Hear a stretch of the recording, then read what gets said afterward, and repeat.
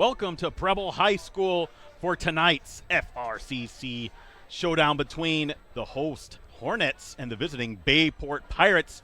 Hello, everyone. Happy Thursday evening tonight as we're set for some high school football in the Valley. I'm one of three co-hosts here, Ricardo Arguello with USA Today Network Wisconsin. Alongside with me, as always, is Brett Christopherson, also of USA Today Network Wisconsin. And on a chair or some sort of lift, you can't see it, but Jim Rosendick bringing you those high-definition shots. We're excited to come here. Brett, our first time at Preble, I believe, for the football, in terms of football, the football game. I've been here before for basketball, my first time here for football.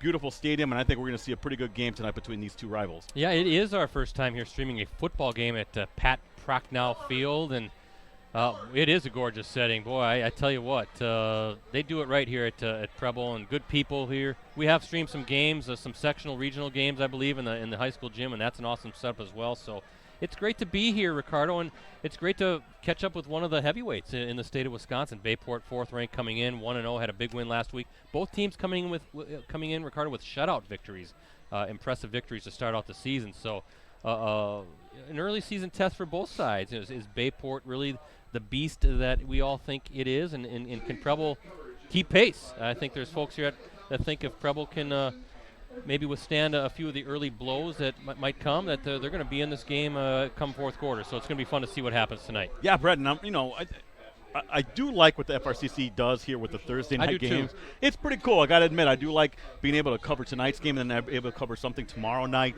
Really exciting. So really cool and setup this have is here. our only game of the week live stream this week.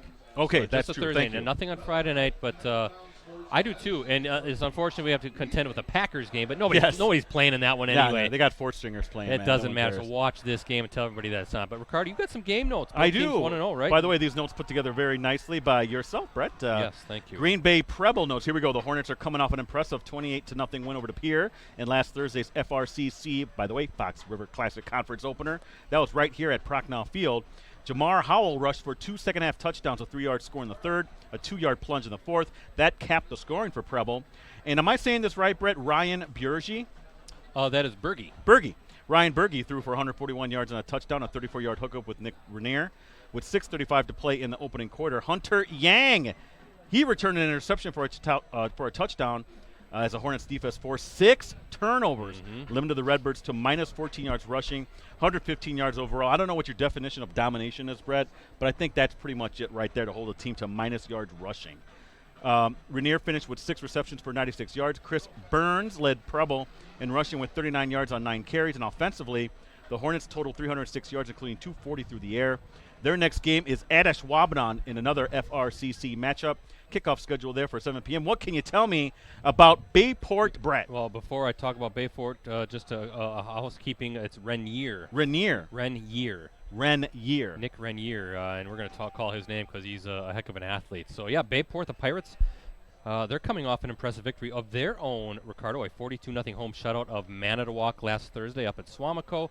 They're also ranked 4th in the state in this week's Associated Press and WizSports.net coaches polls. I take issue with that. We'll talk about that here in a little bit. Okay. By the way, the Associated Press is large division and Division I for the coaches polls. Bayport jumped out to a 21-0 lead through the first quarter and a 35-0 lead at the half as the second half was played with a running clock. Quarterback Andrew Thomas completed all 10 of his passes for 105 yards and a touchdown, a 28-yarder to Sam Plum, the Plum name.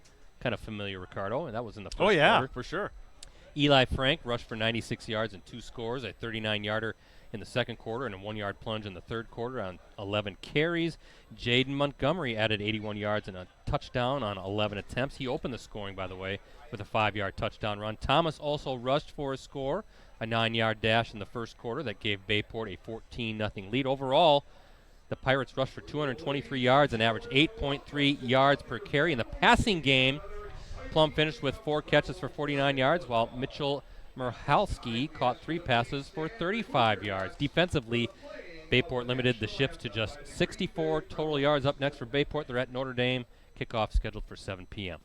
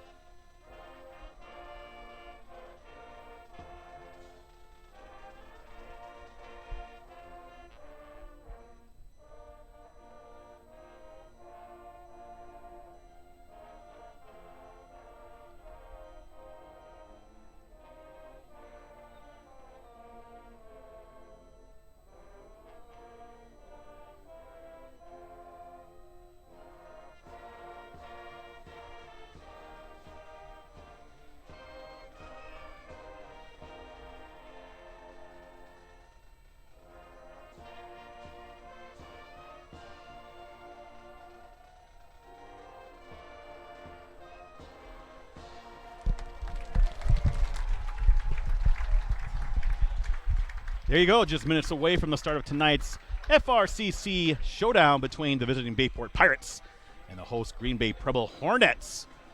Beautiful rendition of our national anthem.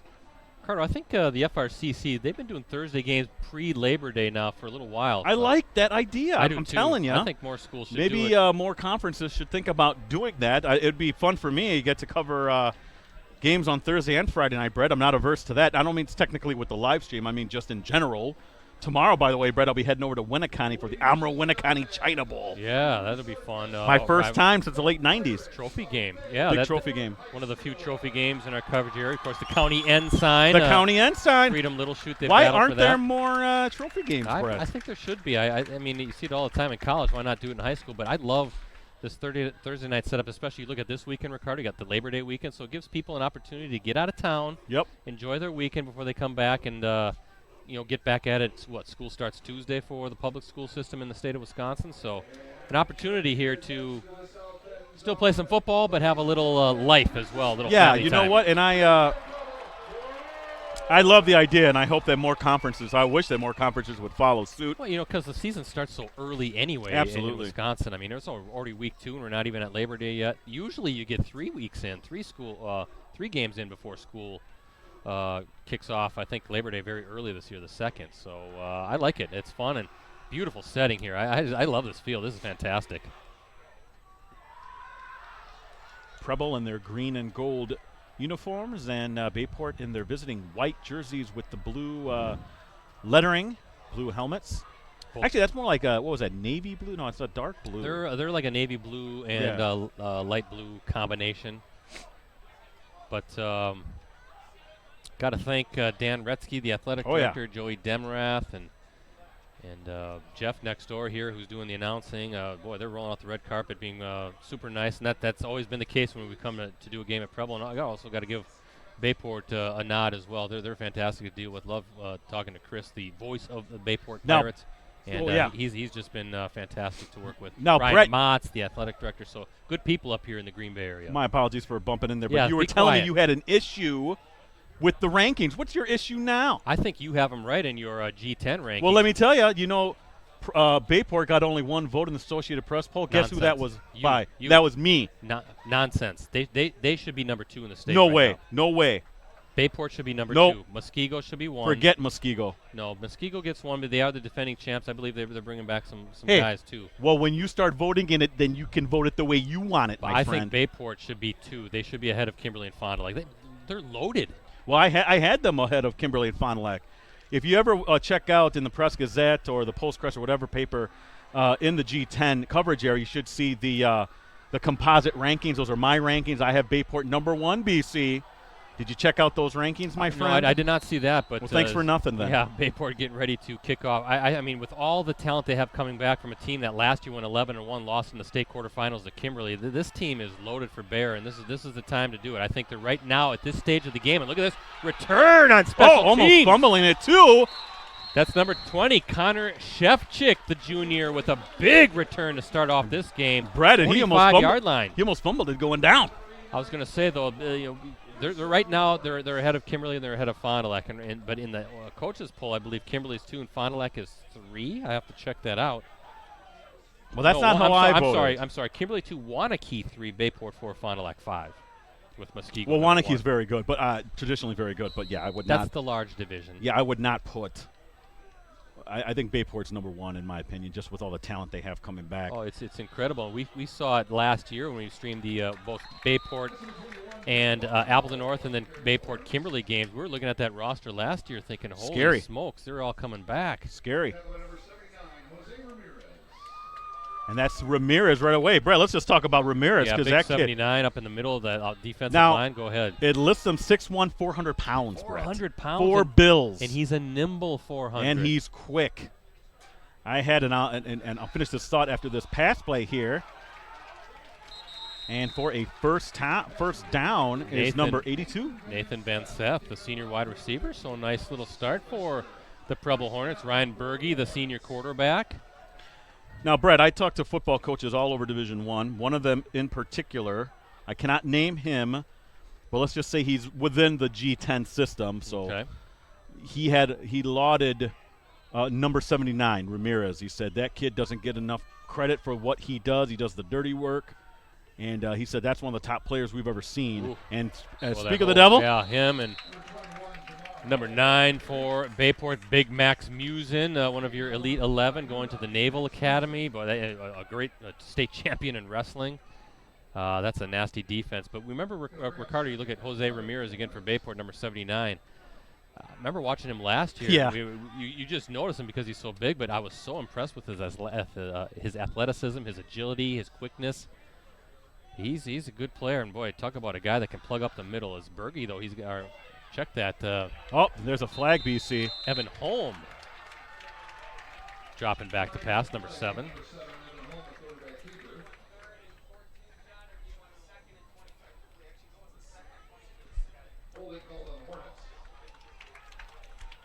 And it is holding on Green Bay Preble. What do you do? The play was out of bounds, and no, it looks like they're going to take him back. Back him up. So number 7, Evan Holm, the junior, at quarterback for the Hornets. Speaking of Bayport, earlier, the Pirates, Ricardo, have won the past 3 Fox River Classic Conference championships, also riding a 28-game conference winning streak. How about that? Wow. Won the last 3 titles at 9-0 in league play. 42-0 victory over Manitowoc. Manitowoc now coached by Greg Enns, the former Little Chute coach. Sure, we Actually, remember Greg. 2 former Little Chute coaches in this league. Brian Richkowski now at Ashwaubenon. Ashwaubenon beating Green Bay Southwest last week. Nice pass play, Ricardo, to number 80, Nick Renier. Look at that. Little Chute well represented in the FRCC. Well, it's another in our G10, another program that's done good things in recent years. So, Greg Enns at Manitowoc now going to try to turn around the ships, and that's a tough first assignment. Your first game in the FRCC. Yeah. Go ahead and try to take down Bayport. Yeah, in Manitowoc, look, they got the enrollment. It's just a matter of, you got to start from the bottom in terms of like putting those things together. Hey, it can be done, though, Brett. Well, remember, they had the state record winning streak. Was it 48 in a row? And then, of course, Kimberly blew past that with the 70-game winning streak. And it looks like we're going to get time out for Preble right out of the chute, facing a 3rd and 14 from the Pirates' 47-yard line. Well, Manitowoc has been waiting for that football team to come back and be competitive year in, year out. So perhaps that's something that Enns can put together, BC. But he has that's a tall order, though. It is. It is. And but it can be done. It can be done. It's going to take some time and probably getting some interest back out, hitting the weight room, getting those youth levels up and running. And Enns, and Brett, let's talk about this just a little bit. You got to be a little bit of a PR guy. You got to start, coming out there, getting kids to come out, getting kids to commit, getting kids to come in those early morning weight room sessions. That's tough to do. It's tough to do, but once you get that group that gets it going, and then there's a little success and some excitement within the community, within the school community, you start building. I believe it was a municipal field up in down in Manitowoc. I guess that's a nice setting. I think they have field turf now too. Not on campus, but real nice. So yes. I don't know what the facilities are like in Lincoln High School. I've never been inside the school, but I'm guessing they have a pretty nice weight room right on the shores of Lake Michigan, by the way, too. So see what Greg Enns can do at Manitowoc at home. He's flushed out. Going to try to get around the corner, but a good job that was number 6 for Bayport, setting that edge. That was Ben Storby, the senior linebacker, not letting Holm get around the corner and pushing him out of bounds, forcing a 4th down for the Hornets. Yeah, and good discipline there, Brett, to kind of hold your lane and make sure he got some yards, but not enough, nowhere near the first down. 4th and 8. Alex Sylvester and Logan Geisler back for this punt for the Pirates, who are going to get their first crack offensively. No Isaiah Gash this week for the Pirates, their star running back, kind of nursing a little bit of a knee injury. And look, what are we going to do here? A little pooch punt. I love those.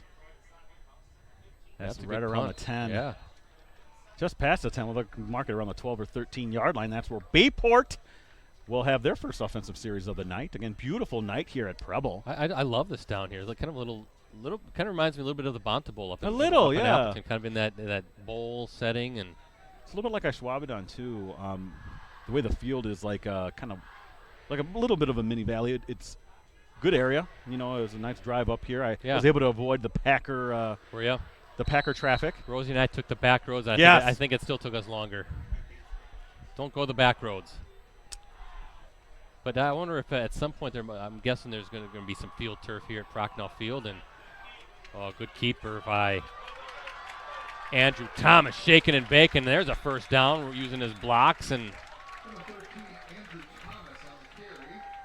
reading what that defense gives you, Ricardo, with the keeper, first down. Yeah, 15-yard gain. Kind of interesting here, the setting here. Rosie, at some point you can get to. There are fans on the other side of the fence sitting in their lawn chairs. Call them out, Rosie. Pay the ticket, right? 3 or 4. There's these Preble folks are trying to. Come on. on. The booster club, and you're trying to grab some free high school football. Come on. Do it for the kids. Ooh. Whoa, breaking tackles. Wow. Jaden Montgomery, the junior.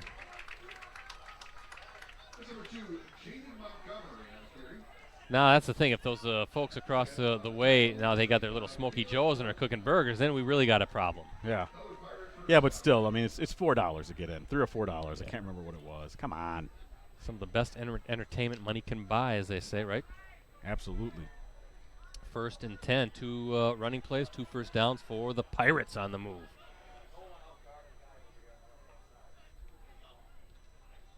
Montgomery. Whoa! That was number 27 for Preble, laying the hit. Ian Henjum. Yeah, and the 13 there, Jagger Vine, the junior safety, also getting in on that tackle, and nowhere to go for Montgomery. Lost a yard. Remember, both teams defensively pitching shutouts last week. 42-zip victory, Bayport over Manitowoc, and then Preble kind of, I think that raised some eyebrows. 28-0 over De Pere. Oh, absolutely. De Pere has some good individual athletes on, but the team middle of the pack perhaps in the FRCC. I thought they were finished, or at least predicted with Sports.net to finish maybe 3rd in the FRCC this year. Wow, really? I think one of your Elite 11s is De Pere. He is, Hafner. Ooh, wow. Tough pitch to number 17, Brock Noe. I was more in the thought that perhaps Preble or Notre Dame would be 3rd place finisher, but 3rd and 8 for Bayport. Early on here. Procknell Field. Yeah, predicted order of finish for WIS Sports in the FRCC. Bayport 1, Pulaski 2, De Pere 3, and Preble 4.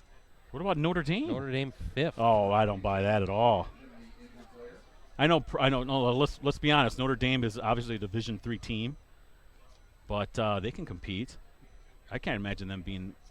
I can't remember the last time they were finished that low. Did they finish that low last year? I will have to check that out. But Notre Dame's usually a team that's contending for the D3 title, right, Brett? Usually on the short list. Yeah, they have been. Trying to remember what they finished last year. I don't have that in front of me, but I thought they maybe had not quite the Notre Dame we're used to seeing. Remember, 2 years ago we saw Notre Dame Bayport. That was a fun game.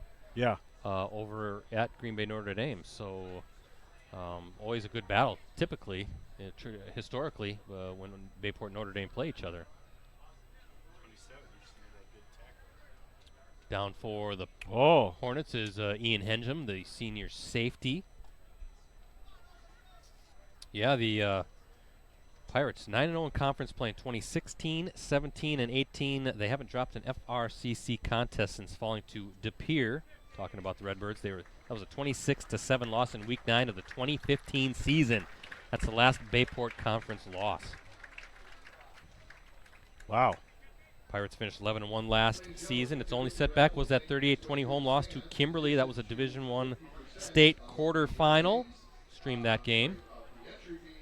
There is also a second drawing tonight for a gift basket from the quarterback club, so stay tuned for that. Looking at the tonight's schedule in the FRCC, De Pere at Green Bay Southwest, Manitowoc at Pulaski, Notre Dame at Sheboygan South. Also, the VFA has a game tonight, Ricardo, Appleton East at Neenah.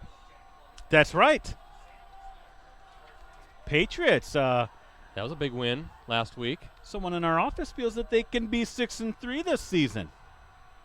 And Neenah's always contending the last couple of years now with Young really turning around that program. Started to play really good football. And Thomas, like, hey. That's tough to read because he had Montgomery waiting for that and had some space as well, but good read by Thomas. He's got the first down right at the midfield stripe. Appleton East, who did they take down last week? Was it Wausau West? Was it one of the because central West schools? Yeah, because Appleton was took down Marshfield.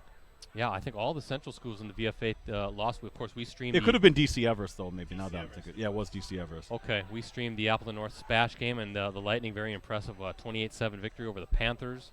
That was Hortonville that beat Wausau West. Now that I think about it, at Wausau West. Yeah, I think you're going to see the strength again in the Valley Football Association coming in the Valley, the Fox Valley, and there's a good pitch and catch. I think that's number 87, Cole Weber, the senior tight end.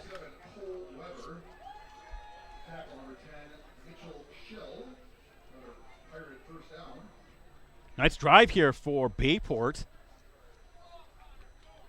The big conversion was that run that off the RPO by Thomas on a 3rd and 8, Brett.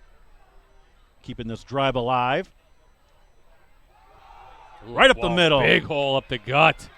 Still on running. his feet. Ricardo, that's number 42, Matthew Grzybowski, the junior running back, 5'9", 180 pounds. Big hole up the gut, and then he just kind of took it from there, shedding some tacklers inside the 25 down to about the 24-yard line as the clock continues to run here at Pat Prochnow Field. Oh, I put that number down. What number was that one? 42. Wow, that kid, some leg strength there, yeah, BC. Grzybowski. 15-yard gain. Grzybowski again, right up the gut. Oh, trucking people. Look at him go inside the 10. Again, credit that line, but then he is just laying the wood on some of those defenders. Back-to-back 15-yard gains, man. I don't know what I haven't played Madden in a while, what the truck stick is, but holy mackerel. Thinking you might want to call that play again. Ball's at the 9-yard line, 1st and goal for the Pirates, looking to strike first here in this Thursday night FRCC matchup.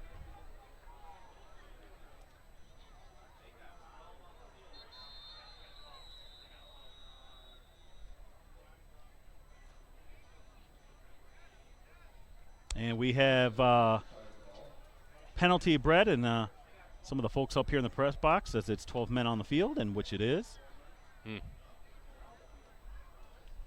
I believe, is that half the distance or just a straight 5-yard penalty?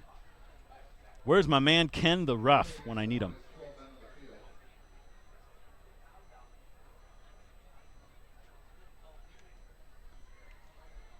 Looks like they're going to spot it. Yeah, inside the 5. We'll call it the 4-yard line. I'm going to call it the 5.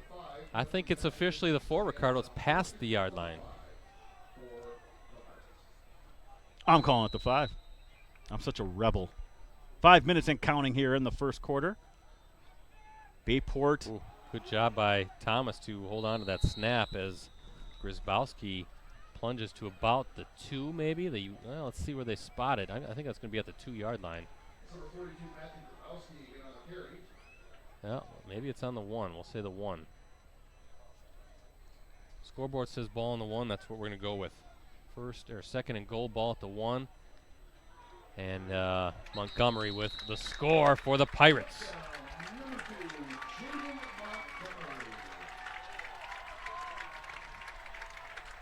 Update that on my Twitter. You can follow me at PC Ricardo. Don't forget about Brett at PC Brett C. Rosie at Metal Rosie. So Montgomery, the sophomore, with a touchdown for Preble. Or for, you're right, Bayport. Thank you, Rosie.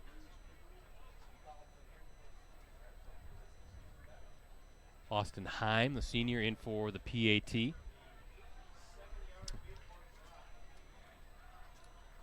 Good hold, good snap, and the kick is through. And with 4:30 to play here in this opening quarter on the 1-yard touchdown run by Jade Montgomery, Preble checked that the Pirates on top of the Hornets, 7-0. And I'll wait for Ricardo to give the particulars, but that had to be close to, what, about an 87-yard drive? Yeah, I had it. It started at the 12, Brett. 88 yards? Yeah, and let me count this up. 10 plays, 88 yards. all on the ground, I believe, too. Nope, there was a pass in there. Or was there a pass? Mhm. Okay. I'll rely on you. You're 9 of the 10 were runs, though. You're doing the play chart, so I'm just keeping track of who scores what. Montgomery, 1-yard touchdown run. Pirates on top. I imagine this is going to be a game, Ricardo, of some interest down in the Fox Cities area. I imagine some Kimberly folks going to keep an eye on this. Get a good look at Bayport maybe for the first time, or Appleton North. Potential playoff foes. Even Fond du Lac. You keep it going down that I-41 corridor. We're going to see Fond du Lac and Kimberly next week at Papermaker Stadium in a big Week 3 matchup. That should fill Papermaker Stadium. Mm-hmm.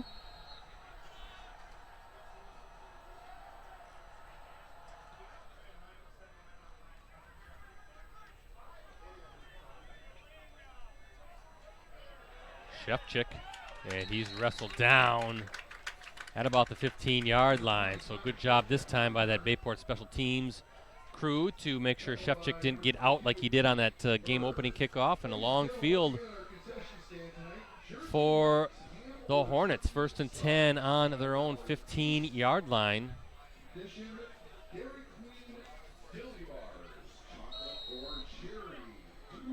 4:23 left here in the first quarter. 7-0 lead for Bayport. 1st and 10 at the 15 for the Hornets as they take the field. The Packers and Chiefs are scoreless, 0-0. Yeah, they just mentioned the Packers-Chiefs score 0-0. It sounds like a riveting week. For all the Week 4 NFL teams, preseason. really. Yeah, it's just they got to get preseason out of the way. Got to go do something there. Ooh, nice key. Is that it? Nope, incomplete. Whoa, but that defending that was Sylvester. The pass was Intended not for, able to be secured. Yeah, intended for Van Seth.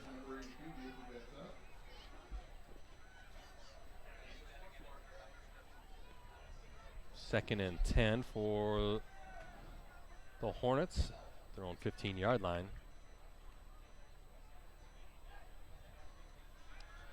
Home. Look out. Boy, he's got to get out of there. He's looking around. He's going to make a right decision here and a good run, first down run. Wow. Didn't force the issue. Good job by the junior quarterback for Preble. And he did a good job. His head was on a swivel there, kind of looking at that rush coming from behind, but had the legs to get outside and a good 12, 13-yard run for the junior. Showing some good awareness, Brett. Able to escape trouble. 1st down and 10. Call it the 27 for the Hornets. 4 receiver set. Ooh, not sure what happened there. Almost looked like the ball slipped. Before get to the intended receiver falling on the turf. Looking at big Max Musin over there, number 9, Rosie. Focusing on him. Now, Ricardo, he's one of your Elite 11. He is. And some scholarship offers, obviously, his way. One of the top defensive linemen in the state. Had a bunch. 6'1", 245 pounds senior. And last season, guys, 65 tackles, 18 sacks, and 4 forced fumbles. Going in there, he is coming right in on cue, making the tackle. You see how fast he closed out. And I remember he was pretty disruptive last year when we streamed Bayport in those back-to-back games against Appleton North and Kimberly. And Naval Academy got a good recruit. I believe there's a military history in his family as well. Yeah, we had him up for the Elite 11, Brett. A good kid. Yeah, he walked past my desk, and not only a good kid, but a big kid. Big kid. So if you're Gary Westerman, the head coach at Bayport, you're happy you have him on your side because he is going to cause quite a bit of damage in this league. 3rd down and 11 for they're Preble. double teaming Look music out. right now. Almost intercepted. Yep. I was watching, just isolating on Musin, and they're just combination on him, trying to keep him out. But that's going to open up opportunities for other guys. Verlonic was right there with that. Almost had a potential interception, or I should have had an interception, I should say. You know, looking at Max Musin again, the WIAA Division I state wrestling champion last season at 285 pounds.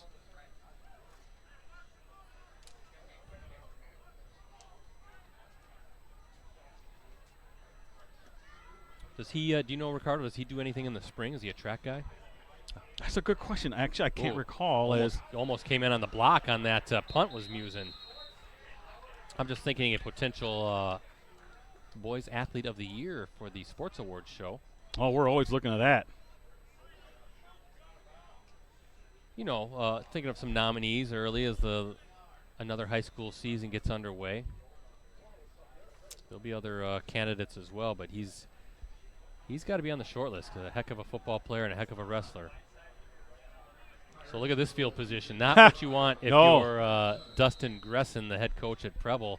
1st and 10 at the 37. Yeah, giving Preble or Bayport a very short field here on its second offensive series, and there goes Grzybowski. But good job. That was number 47 for the Hornets. Cole Kingston, junior safety, getting in on Montgomery, slowing him down.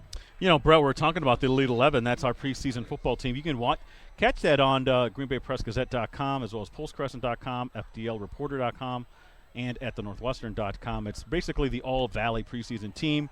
Musin's on there. We only took one player from each one worthy player from a team is the limit. But, yeah, Musin was a great choice for Bayport as out far side. Good pass and good catch. Sam Plum, wide receiver, 6'4", senior, Ricardo. And if you recognize the Plum name, his brother Jack at Iowa playing football. Remember Jack Plum? 3rd and 3 from the 30 for Preble. But, yeah, Musin's on there. Jose Concepcion from Hortonville. Pope from Menasha. Harrison Robideau from Winneconne. Jack Van Dyke from Neenah. Marcus Sutner of Chilton. Mitch Bartle of Kimberly. We talked about Sam Hafner from De Pere as – look at that. Alex Champagne, the senior linebacker, doing a nice job there, wrapping up Montgomery, forcing the 4th down. You know that Bayport's going to go for that. Good field position for them to make it a 4-down series. So we'll see if this Hornets defense, Ricardo, can get a big stop. Definitely the challenge here is I very think they close. did. Well, let's see where they spot it. Look at number 24 for Don't the think they Hornets. got it, Brett. Hunter Yang, thinking they stopped him. And let's see if they want to measure. Yeah, the Hornets are saying they stopped him. Oh, they're going to measure, They're going to bring out the stick, so just to make sure.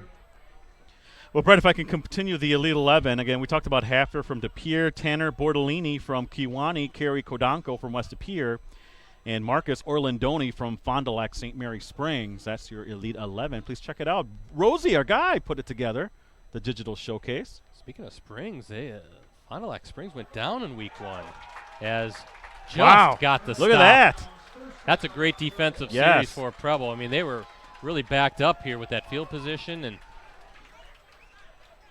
got that Bayport offense off the field. So let's see if the Hornets can capitalize and at the very least flip the field position. Well, Brett, you're talking about Springs, Lake Country Lutheran. They actually had they had a kickoff return for a touchdown to start the game and then a defensive touchdown to start the second half. Yeah, I heard that. So a couple of non-traditional touchdowns. Was that a Springs had previous back-to-back 14-0 seasons, I think, right? Then they come in with a 28-game winning streak. But Lake Country Lutheran, they played them tough, and I think they're in the 3rd round last year they played them. So it was a rematch of a very good postseason game. Is now some movement. A little flinching there up front for the Hornets. That's probably a good thing too, Ricardo, that you do one per school, because you look at a team like Bayport, which has a numerous potential and scholarship kids. Absolutely. They could load up that team with them. Well, I talked to Coach Westerman before. I'm like, look, I can only pick one kid from each school. I can make this the whole Bayport, Kimberly, Neenah squad if I wanted to. Doesn't work that way, Brett. Got to be represent the whole area. 1st down and 15 for Preble. Quickly outside. Nice catch. That's number 82, Van Seth.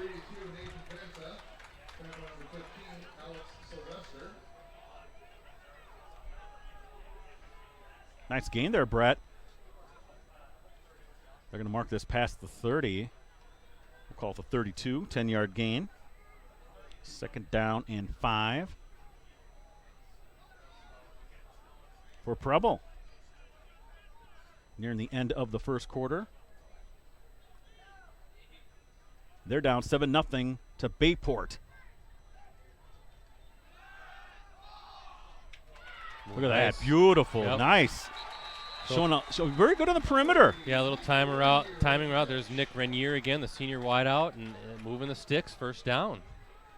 Nice kind of safe throws for Evan Holm, the junior quarterback. Yeah, throws up 10 and 7 yards. Brett, get you back to back. I should say get you out of that 1st and 15 situation. Yeah, and get you into a little bit of a rhythm. Maybe this offense can start moving the ball a little bit. Easier said than done, though, against a Pirates defense that doesn't give up a whole lot. They're going deep this time, and there's nothing there for Renier. Good coverage along the sideline by number 21, Jonah Dolger. Yeah, Dolger. Is it Rainier? Renier. Renier. He bracketed him to where he really would have had to have pushed him down to the ground to get to that ball, but that's really good bracketing by the young Dolger, I should say. Dolger. Yep, senior defensive back, 5'7", 150 pounds, so 5'7" versus 6'4". That's good technique, Brett, what you got to do against those bigger guys.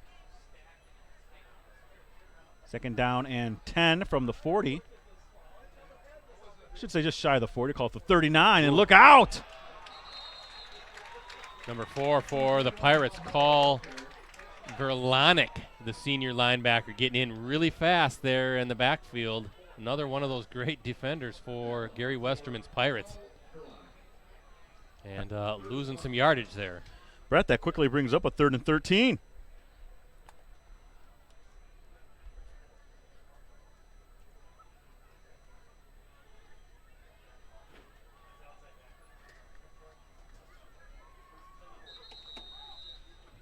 That is the end of the first quarter. 7-0 Bayport over Green Bay Preble. When we come back to action, Preble will have a 3rd and 13 situation at the 37. Chiefs on top of the Packers, 3-0 in the first quarter. Speaking of the Chiefs, you want to really get Rosie fired up. Here we go. No, I said we went the back way coming up because I wanted to avoid Packer traffic on I-41. So we took College Avenue, which becomes CE eventually, past Kaukauna High School and into Hollandtown, and then we sort of ended up on Highway 57 and took that up to De Pere. But as we were on College Avenue heading out of Appleton, all of a sudden we heard this bunch of sirens. Oh, yeah. And, well, and it's like near rush hour traffic, so we all had to sort of get off to each side. 2 squad cars leading 3 Lamers buses, the Kansas City Chiefs, down College Avenue, followed by 4 squad cars. Yes, I know. To get them on 441, and then they hit 41. Anytime there's all the time the opposing teams, I live close to College Avenue on the east side. I always hear that silliness as they give them a police escort out of town. It was kind of interesting because, of course, as folks know, almost all of the Packers' opponents stay at the Red Lion Hotel Paper Valley in downtown Appleton. And that's the route. They'll take College Avenue all the way to 441 if you're familiar with the Appleton area, and then hit 41 from there. But I was wondering, like, how are they going to get through because both lanes of traffic were backed up. We all had to get on each side so the Chiefs for a preseason game could get there in time. How about leave a little bit earlier? Nice catch. Coming back to the football. Great throw. That's Renier again. Ricardo making an adjustment, coming back to the football and getting both arms underneath. A little bit of a low throw, but a big first down on 3rd and long. 24-yard gain, Brett. And in Bayport territory, inside the 40 at the 39-yard line. And quickly to the line. Holm barking out the signals as fumble. Oh. Able to recover, though. Yeah. That's Jamar Howell, the senior running back. Howell last week rushed for 2 second-half scores in that victory over De Pere. So that'll back up Preble. Is that, what do we, no, that's no gain. So 2nd and 10, ball at the 39-yard line. Again, coming back. Oh, through the hands. He was running before he caught the ball, Nathan Van Seth. He had some space, Ricardo, just trying to make that move before he had secured it. Brett, another nice throw from Holm. That was, again, a timing route, as you say. And the junior quarterback. Showing nice touch, nice awareness. I mean, those are plays that you got to make, though, Brett. You got to put that. You got to secure that catch. Well, again, a kid just making a play. You got getting excited. Look at again. He had some space. If he catches it, turns around, it could have been close to a first down. 4 down territory, Brett. No. Oh, okay. I would try to pin Bayport deep. Brett's conservatism coming through here in terms of football. I can just see our old boss, Joel Christopher, rolling his eyes. Oh. And good catch, good throw, boy. Again, nice little pocket set up by that offensive line, giving Holmes some time. And Rainier now catching a pass along the Preble sideline. So definitely 4 down territory now. I think inside the 35, down to about the 34, 33-yard line. You got to definitely go for it now. I like Holmes' rhythm, Brett. 1, 2, throw, you know? Yeah, he's been impressive. Just a junior, going to come back for Dustin Gresson's Hornets. And I'm impressed right now with what I've seen from Preble. So 4th down and 4 for Home and Company. Oh. Look out. Blowing that play up. That's Musin. That's Max Musin. He wasn't fooled at all, was he? No. Brought down Home and turnover on downs, and Bayport's going to get it back. Loss of 6, Brett. But Musin, your high-profile player coming through for Bayport as they take over at the 40, 1st down and 10 with 10:16 left here in the first half.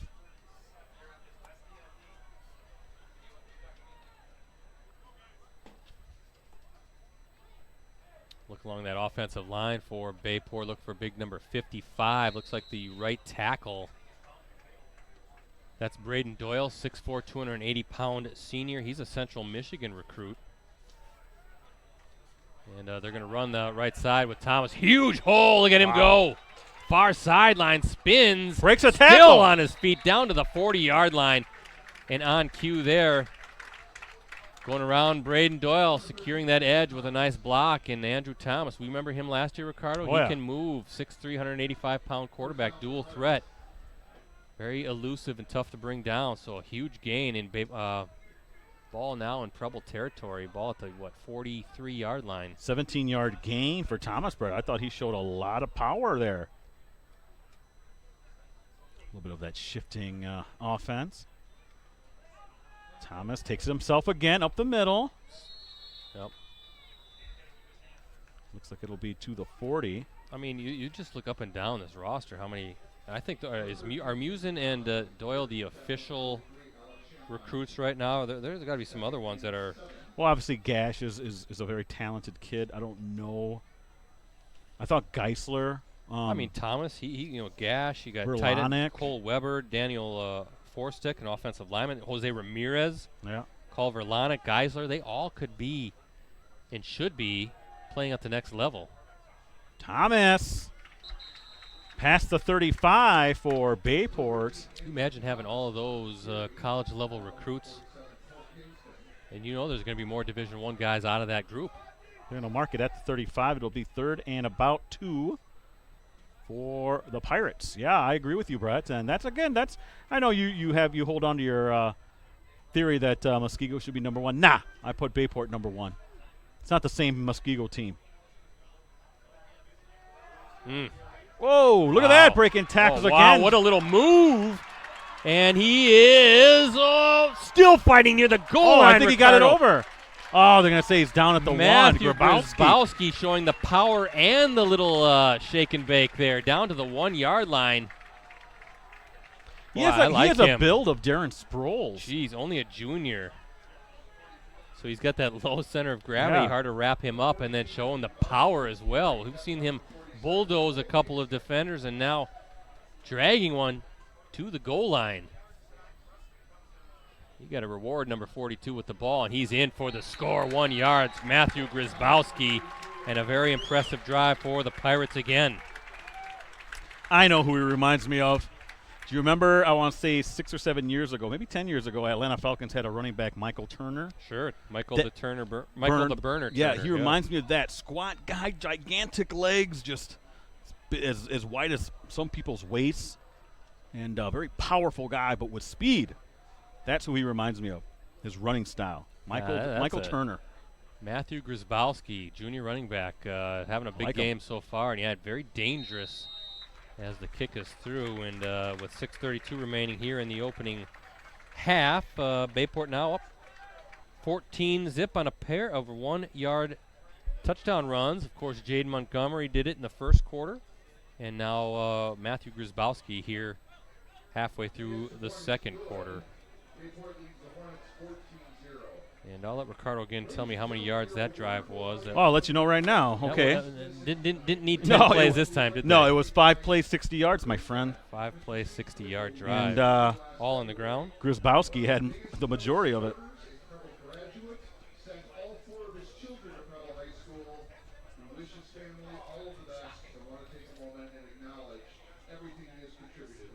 That's with 8:32 left in the second quarter. Oh, I'm sorry. You're right. 8:32. I thought it was 6:32. That looks like a kind of a dim light bulb there on the scoreboard.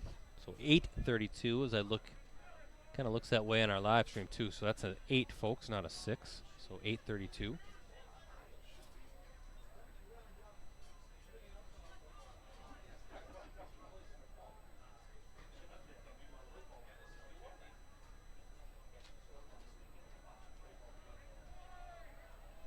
So 14-0 lead for Bayport, and Brad, that came off the big sack from Mewson. Well, you just think about how things turned. The Preble defense holding Bayport, stopping them, turnover on downs, kind of moving the ball, getting some momentum, and just that Mewson sack then on 4th down, and just like that, everything shifts back to Bayport as Shevchik. Boy, you talk about elusive, man. He's a very dangerous kickoff return man. And a pretty good start for this Preble offense. But right when you thought maybe Preble was going to get something going, mount a little bit of a drive, it stalls, Mewson with the sack, as you said, and then 5 plays later, it's another touchdown for the Pirates. Fourth up 14-zip, and again riding that 28-game winning streak, conference winning streak here in the FRCC. First down and 10. They'll mark it at about the 27-yard line, just past the 26, as Preble. Now again, Brett, like you said, you want to at least flip field position here. You need something here. You need a little bit of a. They had a nice drive. They were moving it a little bit, and I liked what they were doing in the passing game. Talked about it a little bit earlier, some safe throws, maybe taking advantage of some soft coverage outside, and we're going to get a penalty. What's going on here? It looks like Preble burned a timeout before. Okay. The penalty. So 2 timeouts burned this half for the Hornets, and it gives us a chance to regroup here. And we got some things coming up to talk about, as we always do. Again, folks, a Thursday night. We've never streamed a high school football game on a Thursday night, but this will be our only varsity game of the week live stream this week. So don't expect one tomorrow night. Actually, I got to get ready because moving the youngest to Madison on Saturday. Out of the nest. Yeah, it's going to be kind of strange. Emotional day for you, my friend. It could be. Come on, you'd love going to Madison, though. Beautiful town. Well, we've done it with our oldest. We should be kind of halfway used to this, shouldn't we? Yeah. So. But I'll be at Amro at Winnicott in the China Bowl. So while you're watching high school football, I'll be loading up a car. That's right. For a very early drive down to Madison on Saturday, get the young ones situated and all set. Badgers actually kick off tomorrow night. Home. Again, wow, he found something. And a good decision not to force the throw. So I like the play of both quarterbacks. Home for the Hornets, and of course Andrew Thomas for the Pirates. Both showing some things with their legs, some ability to move the ball and not forcing the issue. Gain of just over a yard. Brings up 2nd and long for Preble.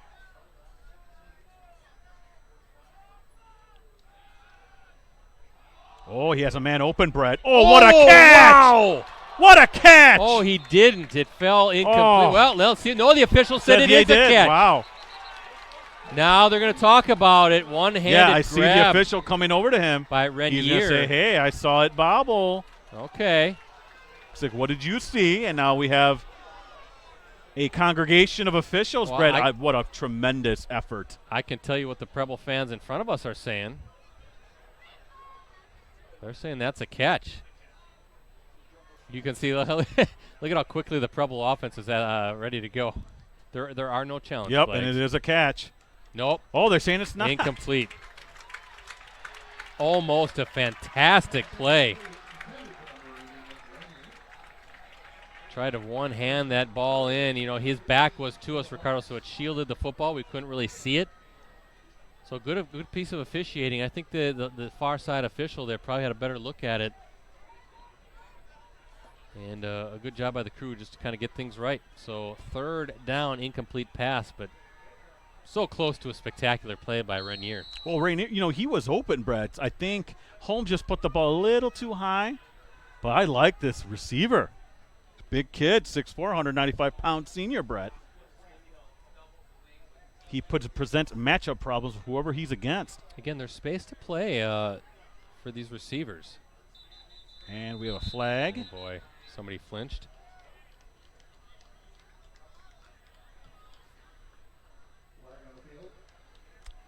Oh, encroachment it is. Bayport. Offside, yeah. Makes it now from a 3rd and 8 to 3rd and 3, a much more manageable 3rd down coming up for the Hornets. And if you're Gary Westerman, you don't want to see that kind of stuff. 3rd and short for Bayport now.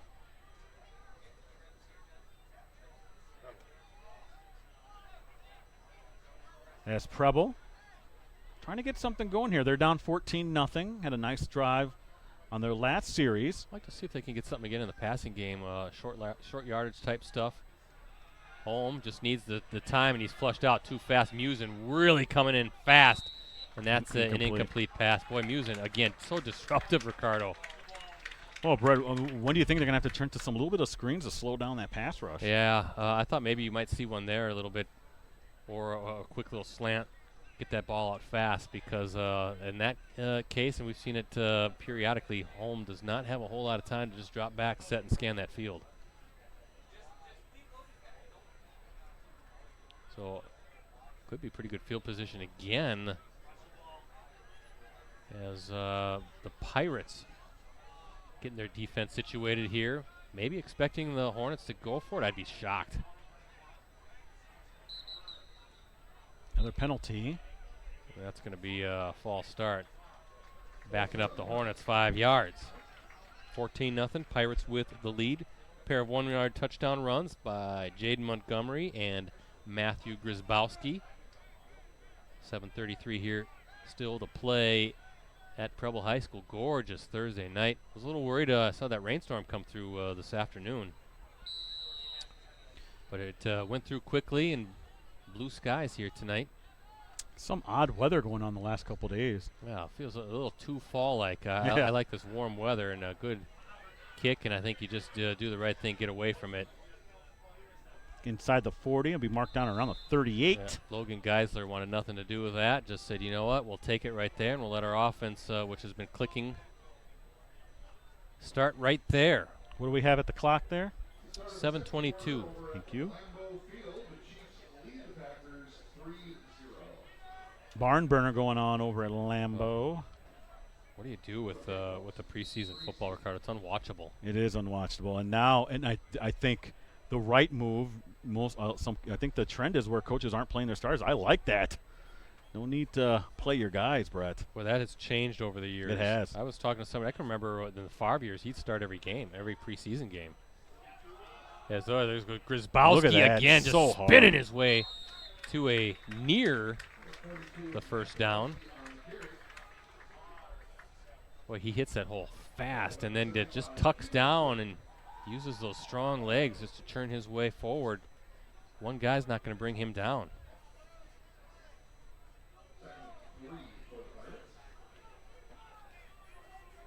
Seven-yard gain for Grzybowski. Boy, he's a nice little running back, I tell you. Like him a lot. He runs with power, runs with effort. DePere up over Green Bay Southwest, 10-7. It's an FRCC game. Ooh. Incomplete. That was a big hit by Shevchik. And there's a flag, and I'm wondering. Oh. Might be taunted because he was posing a little bit. I saw the Bayport sideline clapping, so I didn't see the flag until everybody cleared out. Let's see what the call is. That was not pass interference, though. It looks like Personal foul on Preble, and that's not going to sit well with Dustin Gresson. He's out there kind of, what's going on? I think the call isn't taunting Ricardo. I think they're saying a defenseless receiver. Really? I could hear the Preble coach voicing his displeasure, the near sideline official with us, and that's what I heard him say. It was he wasn't a defenseless receiver. I don't think he was. Spit it out. He wasn't defenseless. I thought it was for taunting, to tell you the truth. I thought that was a clean hit. Well, the Grzybowski again, just reading those blocks. Wow. I don't know if they have helmet to helmet, Rosie. This is where my buddy Ken would really help us out right here. If he was watching, he'd let us know. Another big offensive lineman, Dalen Danforth, number 67, just a junior, 6'2", 270 pounds, and he had moved his guy out there considerably as Grzybowski flying through, picking up, 5-6 more yards. Right now, I think you're seeing Bayport's just too powerful, Brett. Their line is just, we'll have to give the big boys up front some credit, get their numbers here in a little bit, but they are starting to take complete control up front as Andrew Thomas looking. He's going to throw it downfield. And the intended receiver there was Mitch Merhalski. Love those rollout kind of passes. I know it cuts off half the field, but, boy, you get to see the athleticism of the Bayport offensive line, Brett, going out there and, giving Thomas time to throw. I saw number 59 head out there on that pulled and blocked Jacob Nugent.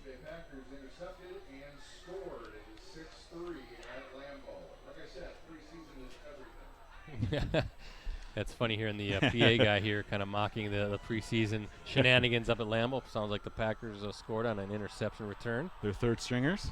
Hey, turn off. You can watch us and the Packers at the same time as Grzybowski near the first down marker. Looks like ball's going to be right at the 30, maybe inside the 30 at the 29-yard line. And fourth and short. Westerman's going to go for it. And why not hand it to number 42? Because he is on a roll right now. I mean, Nope, he's coming off. Oh, well, he had one cut and move. I love that. Sometimes guys want to dance back there, Brett. No, be a very decisive runner. See Max Musin now checking in for Bayport. He's in the blocking fullback here, Brett. Montgomery straight ahead, piece of cake, putting a whole bunch of strong guys up front for the Pirates, and they got more than enough for that first down. Ball's going to be at the 25-yard line as clock continues. Well, it will continue to run here once they reset the chains. Correction, that was Storby who was at fullback for Bayport, but I like that big set that they have. Mm-hmm. First and 10, ball is right outside the 25-yard line for Bayport, and Brett, they're on the verge of going up by 3 scores.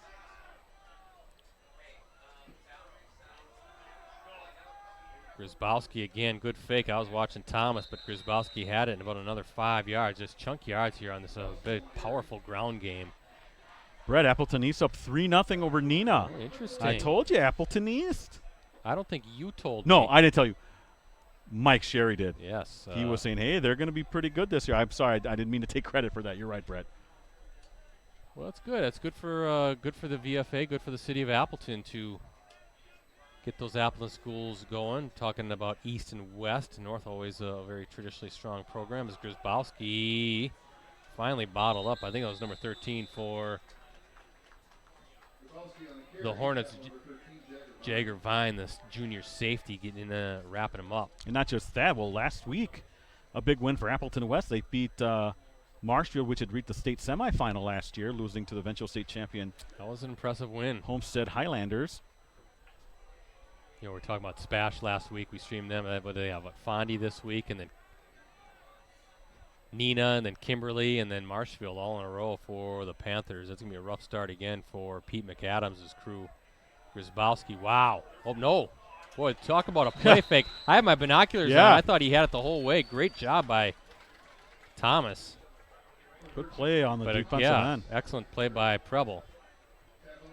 They weren't fooled. Nope. Doesn't take much to fool me, even with the binoculars. Loss of a couple there as it's 4th and 5 now for Bayport, Brett. Yeah, ball at the 21-yard line. And I'll tell you what, Preble has already had one big stop on a drive. Can they do it again? Oh, trying to get them off sides. Oh, they're going to call it for it, too.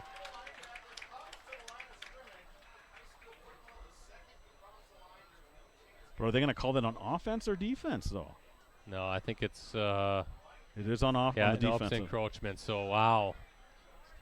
That's a first down, right? Well, let's see. They still have the 4th down on the marker. 4th and 1. That's got to be frustrating, though, Brett, because that's just discipline. The ball's right in front of you. That's what the coaches are going to tell you. Yeah, and unlike the NFL, you can't hurry up and jump back once you're across that line. That's a flag.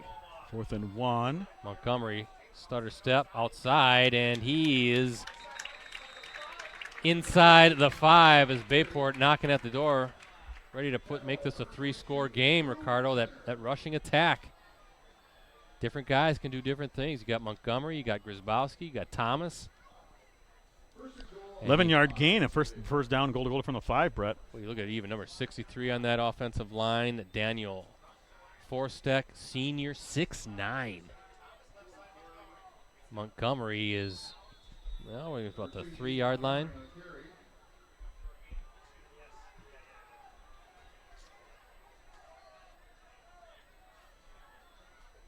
Yeah, you don't see many guards at 6'3". Is that what he plays, or is he a tackle? Looking at 63 there. 63 is 6'9". Yeah, is he a guard or a tackle? It's just listed as an offensive lineman. Okay, I'm looking to see where he plays because you don't see many offensive guards. And I think he's a tackle. Yeah, he's on the outside. That's some size there. Oh, 33 just went over the. Boy, they're having a rough Michael Williams for Preble.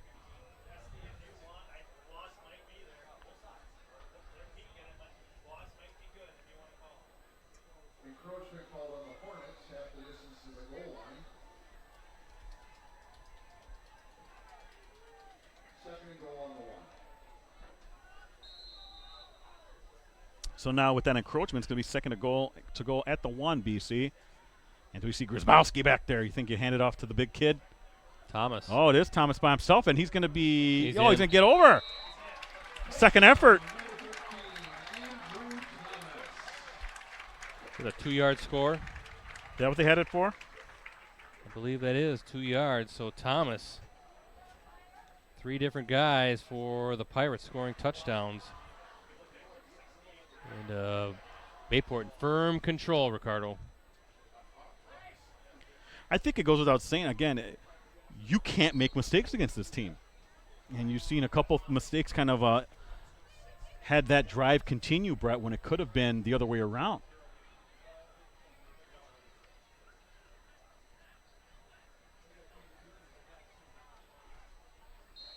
Heim with the kick, and that is good. With 1:57 left, it's 21-0 Bayport.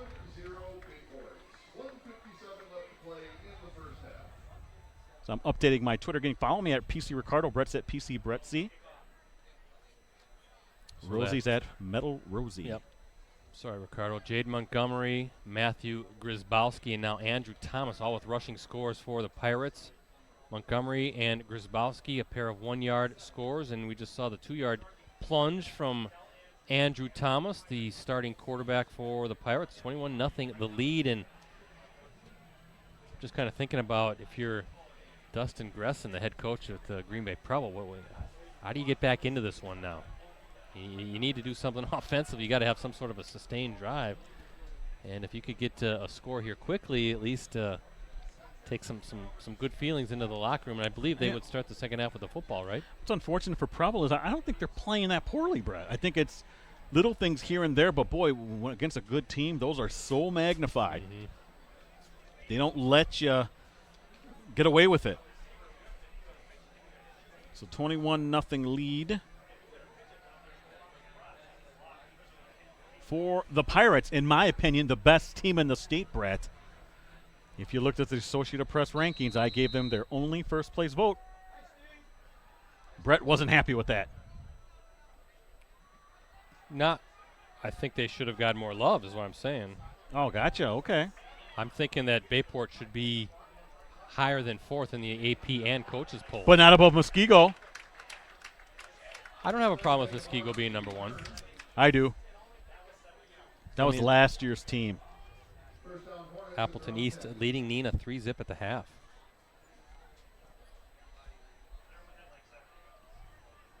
What an upset that would be, huh? Appleton East, is it Kromanacher? I'm not sure if I'm saying his name correctly. Their coach. Cronenwetter, I believe. Cronenwetter, that's it. And so he's a second-year coach, already turning around that program, Brett. And again, you're right. It's great for Appleton when all 3 schools. I think we had that for the first time in recent memory where all 5 schools won last week, Brett. West, North, East, Fox Valley Lutheran, as well as Xavier. Yeah, I saw that tweet. That was interesting. A good first start, a good opening week for the city of Appleton's high school football teams, and let's see what Holm can do. He's got some time. And look out! What a good twist! Spin move. Oh, he could have gotten drilled. And I'm looking at who missed him, and he was upset with himself. I believe that's Montgomery. Yeah, Jaden Montgomery, the linebacker slash running back. He had him dead to rights, Brett.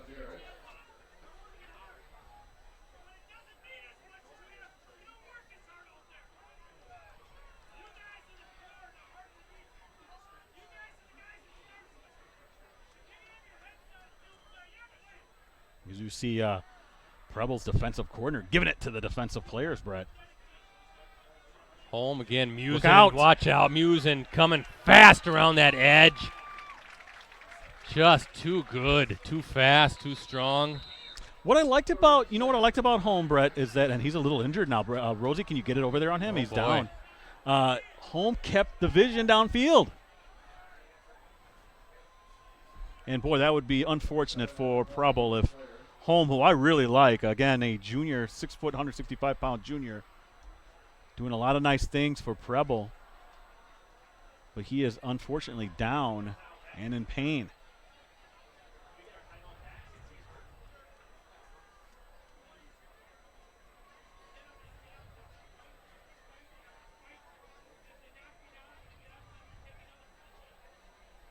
And 21-0 Bayport over Green Bay Preble is Preble's junior quarterback Holm is down and in pain. It's a see where they're marking the ball. It'll be about 3rd and 5 situation for the Hornets.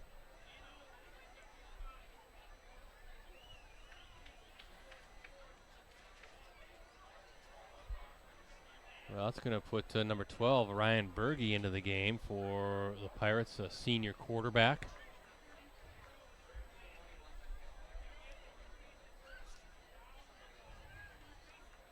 Bergy last week threw for 141 yards and a TD in that 28-0 victory over De Pere.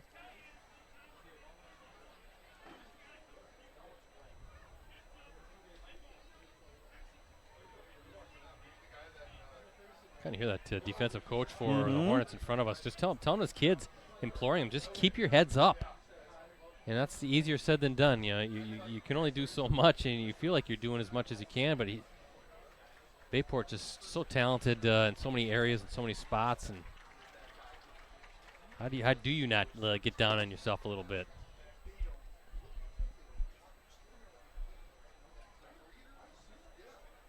Holm is up, right? It looks like he's up. That's a great sign.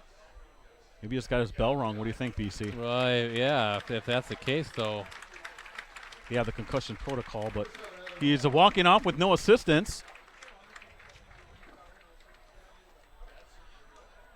Gets a low 5 from Ben Navarre. So we hope he's okay. Talented kid. But for now, Preble's in a 3rd and 5 situation, Brett. And who was the backup you saw go in?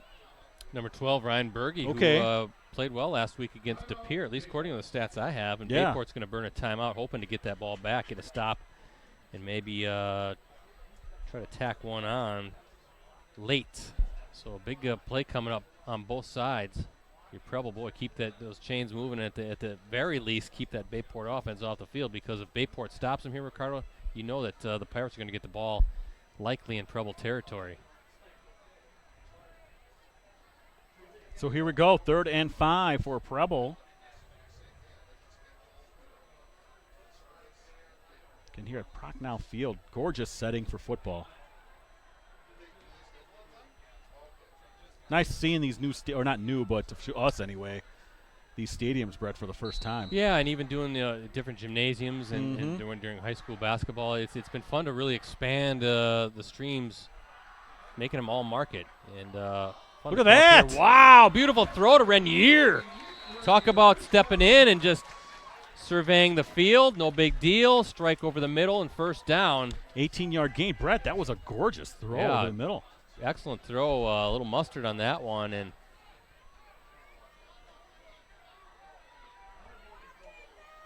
clock is running. Only one timeout remaining for the Hornets as we get close to the 1 minute mark here in this second quarter. And Bergy gonna have to see a little bit more urgency though. Kind of, you want to put something on the board here. Nice throw again. That's a missed tackle though. And that's going to stop the clock for the first down though. So they're going to have to get back to the line quickly. Van Seth with the reception, fighting his way across the 45-yard line. Yeah, if you're Sylvester though, you got to make that tackle. And now they're going to wind up the clock here. So again, one timeout remaining and taking a little too much time here. If they want to at least set up some sort of a home run, not home run play, but an explosive play, and a chance to at least get that field goal unit out and get some points on the board. 1st and 10 to the 45. Going deep, here it is, going for Renier. Well, who's got it? Who's got it? Pirates are saying it's an interception. I think both came down with it, and they're going to give it to Renier. Wow. Fighting number 21 on the coverage. That's Jonah Dolger, the defensive back. They say it's the Preble football. What a catch, and great concentration, and a beautiful rainbow throw by Bergy. Were they marking that, Brett, at the 16? Again, clock running. They do have one timeout remaining. Ball's at the 16. 30-yard gain as Bergy. I mean, he's just going right at him. Got it, and Touchdown. I think he got it. Wow. 16-yard catch by Van Seth, Ricardo. And how about that for a drive? Van Seth, a 6', 380-pound senior, Brett. And you know what? He went right after the corners. So Bergy, something we saw was that attacking through the air was Preble was able to move the ball, and Bergy wasted no time, Brett. 3 straight completions, 11, 30, and 16 yards. And look good doing it. I should say 4 straight completions, 18, 11, 30, 16. For the to go over 80, to go through 85 yards, Brett. Can you believe that? What was the drive again? Hold on. 5 plays, 90 yards. Wow. No, 6 plays, 90 yards.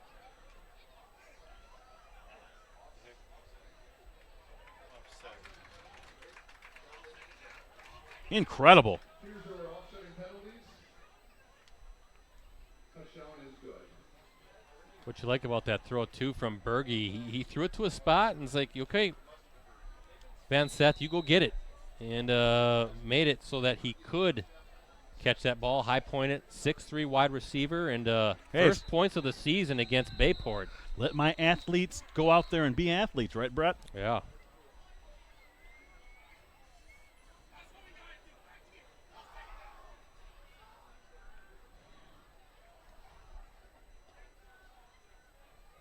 Again, I had Bergy down for completions of 18, 11, 30, and 16, Brett.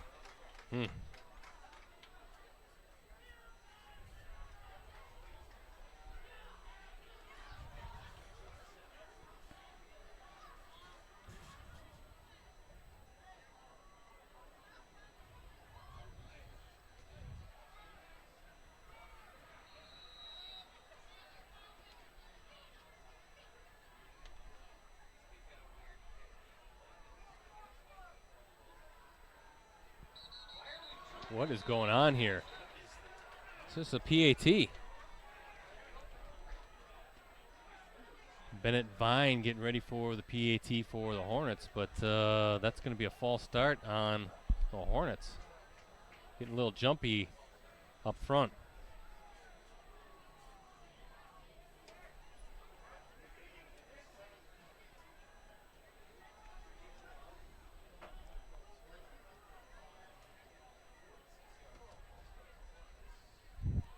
False start on the Hornets.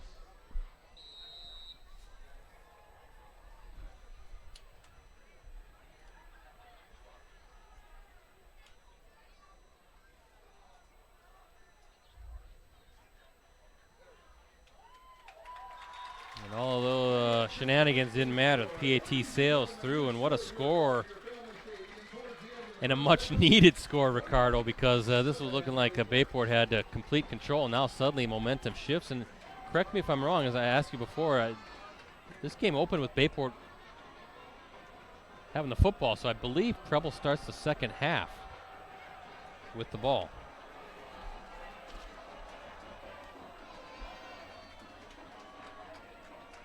No, I want to say Preble. Oh, did Preble open? Hold on a second. Let me check that out. Actually, I think maybe you're right. Dolger did return.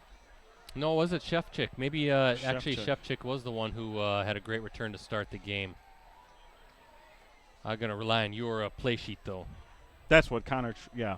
So, okay, so Bayport will open the second half with the football. But yes, 6 plays and 90 yards, Brett. Again, just incredible accuracy from Bergy coming in off the bench. Completion, 4 straight completions to Rainier, 18 yards. Van Seth, 11. Rainier again, 30 yards, and then Van Seth with a 16-yard touchdown, Brett. He doesn't get more efficient than that. Throws a nice ball, too. I mean, complete confidence. He started out with that nice third down completion, a dart through a fastball, and very impressed by the senior quarterback coming in with Holm going down with an injury. So with 2.8 seconds to go, Bayport will run one more play, assuming there's not a defensive penalty. Ball's going to be at the 35-yard line. A few seconds left here. You're right, it's going to be right at the 34.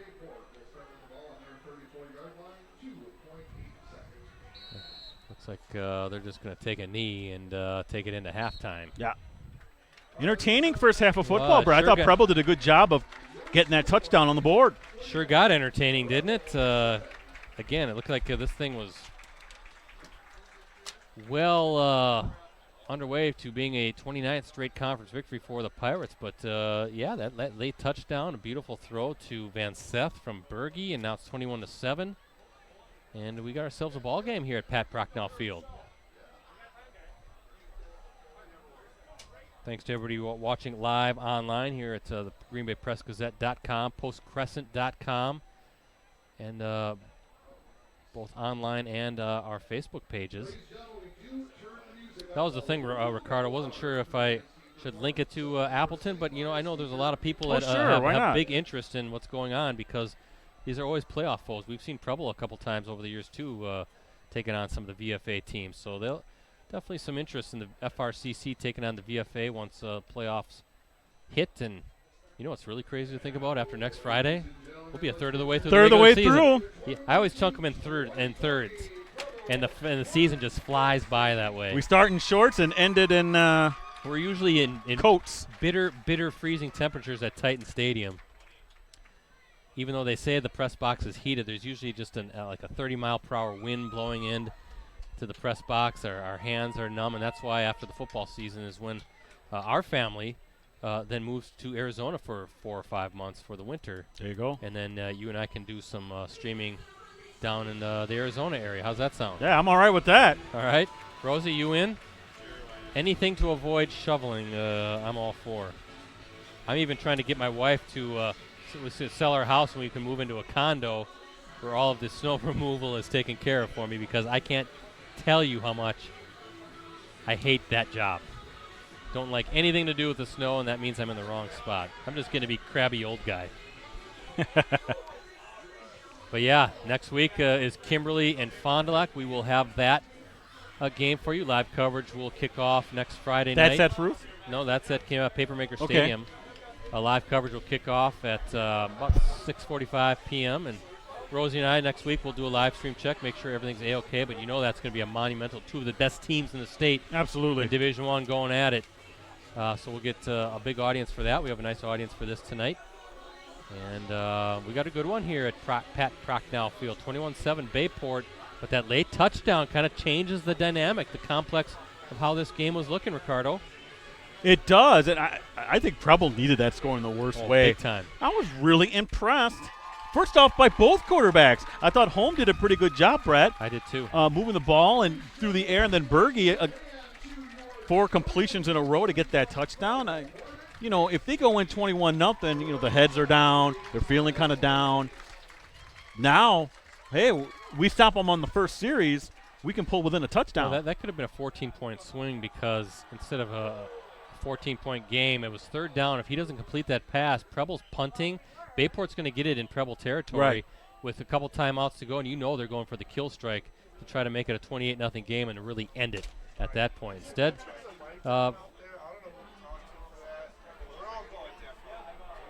Preble is in this one, and now it's up to that defense, and let's see if that coach and that impassioned speech he was giving to the guys, if maybe that can rejuvenate the defensive side of the ball. I think you're right, Ricardo. The Preble defense not really playing all that poorly. It's just what Bayport does, and you used to see it so much with Kimberly too over the years, is they kind of methodically move the ball behind a powerful and physical offensive line and a really fast, strong, powerful rushing attack.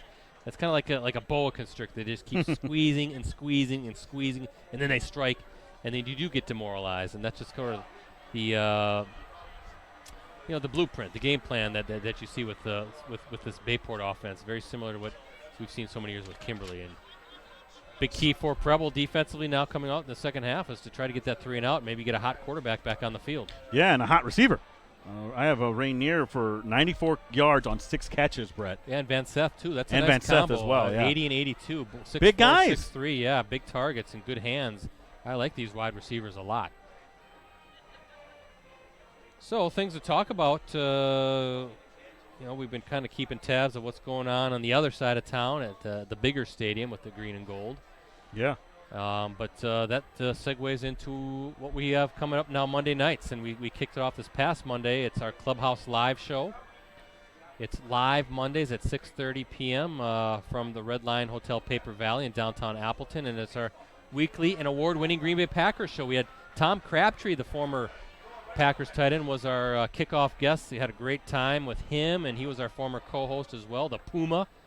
And don't have guest information yet this coming week's show, but we are giving away 2 tickets, Miller Lite deck tickets, Lambeau Field, wow. Packers, Vikings, September 15th. You must be there, must be present to register and win those tickets. They're great prizes.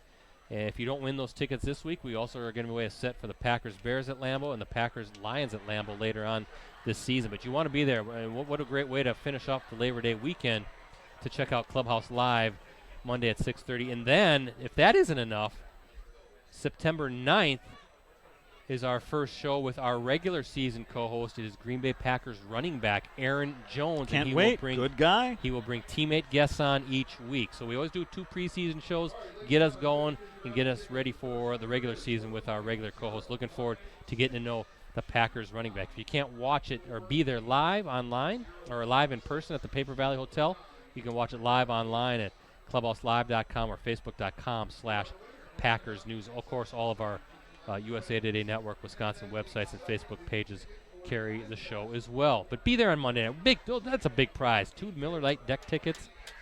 Packers, Vikings, that's going to be a huge game. Big game. I think they're honoring Bart Starr that day at Lambeau Field, so you want to be there for that, folks. So make the drive down to Appleton if you're up here in Green Bay, and everybody in Appleton, stop on by, and we will have guest information soon on facebook.com/clubhouselive. Outstanding stuff. Again, 11 seasons, is that? Our 11th season already.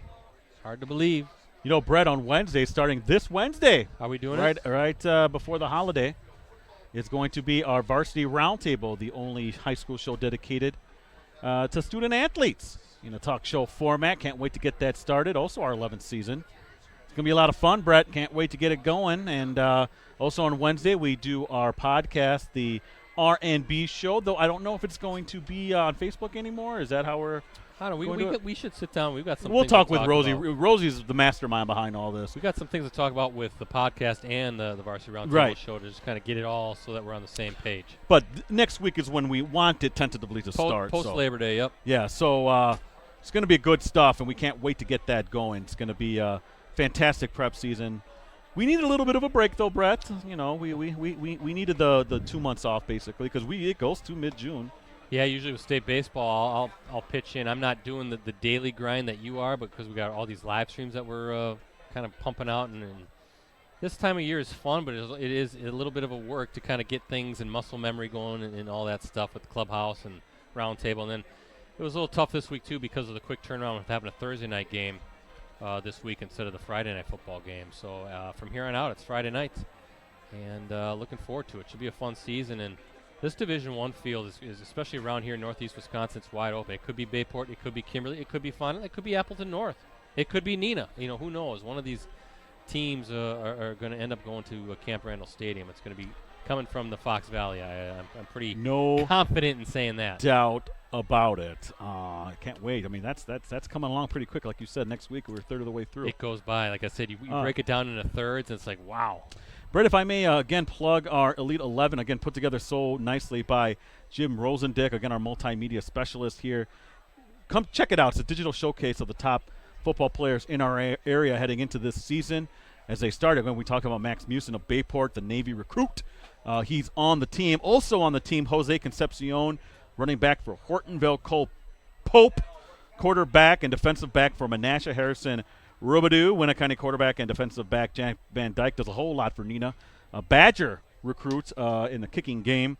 Also punts. He also plays defensive back, a little bit of receiver. From Neenah, also on the team, Marcus Suttner from Chilton, a linebacker. He also plays some running back. Mitch Bartle, the tight end for Kimberly, on the Elite 11. We talked about Max Musin. Sam Hafner, the De Pere linebacker, is on the team. Wisconsin recruit, big old offensive lineman Tanner Bordolini, I should say, from Kewanee. The big kid's also on the team. Don't forget about Kerry Kadonko, West De Pere offensive lineman and defensive lineman, is also on the team. Rounding out that Elite 11, Marcus Orlandoni, the great two-way player for St. Mary Springs, helped lead them to the state championship last year.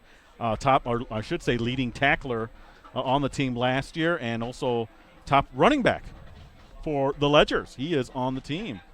And check that out on postcrescent.com, on greenbaypressgazette.com, FDLreporter.com, and the Northwestern. Now, Rosie also will have our volleyball team hopefully next week. That is our terrific 10. Brett, also used to be just Appleton area. Now it's including Green Bay, Fond du Lac, and Oshkosh areas. Can't wait to put that up. That's the terrific 10. There is also a Bayport player on that team. We'll wait to announce. Actually, I did kind of announce her, though, didn't I? I did already. But we'll wait anyway, again, to announce it fully.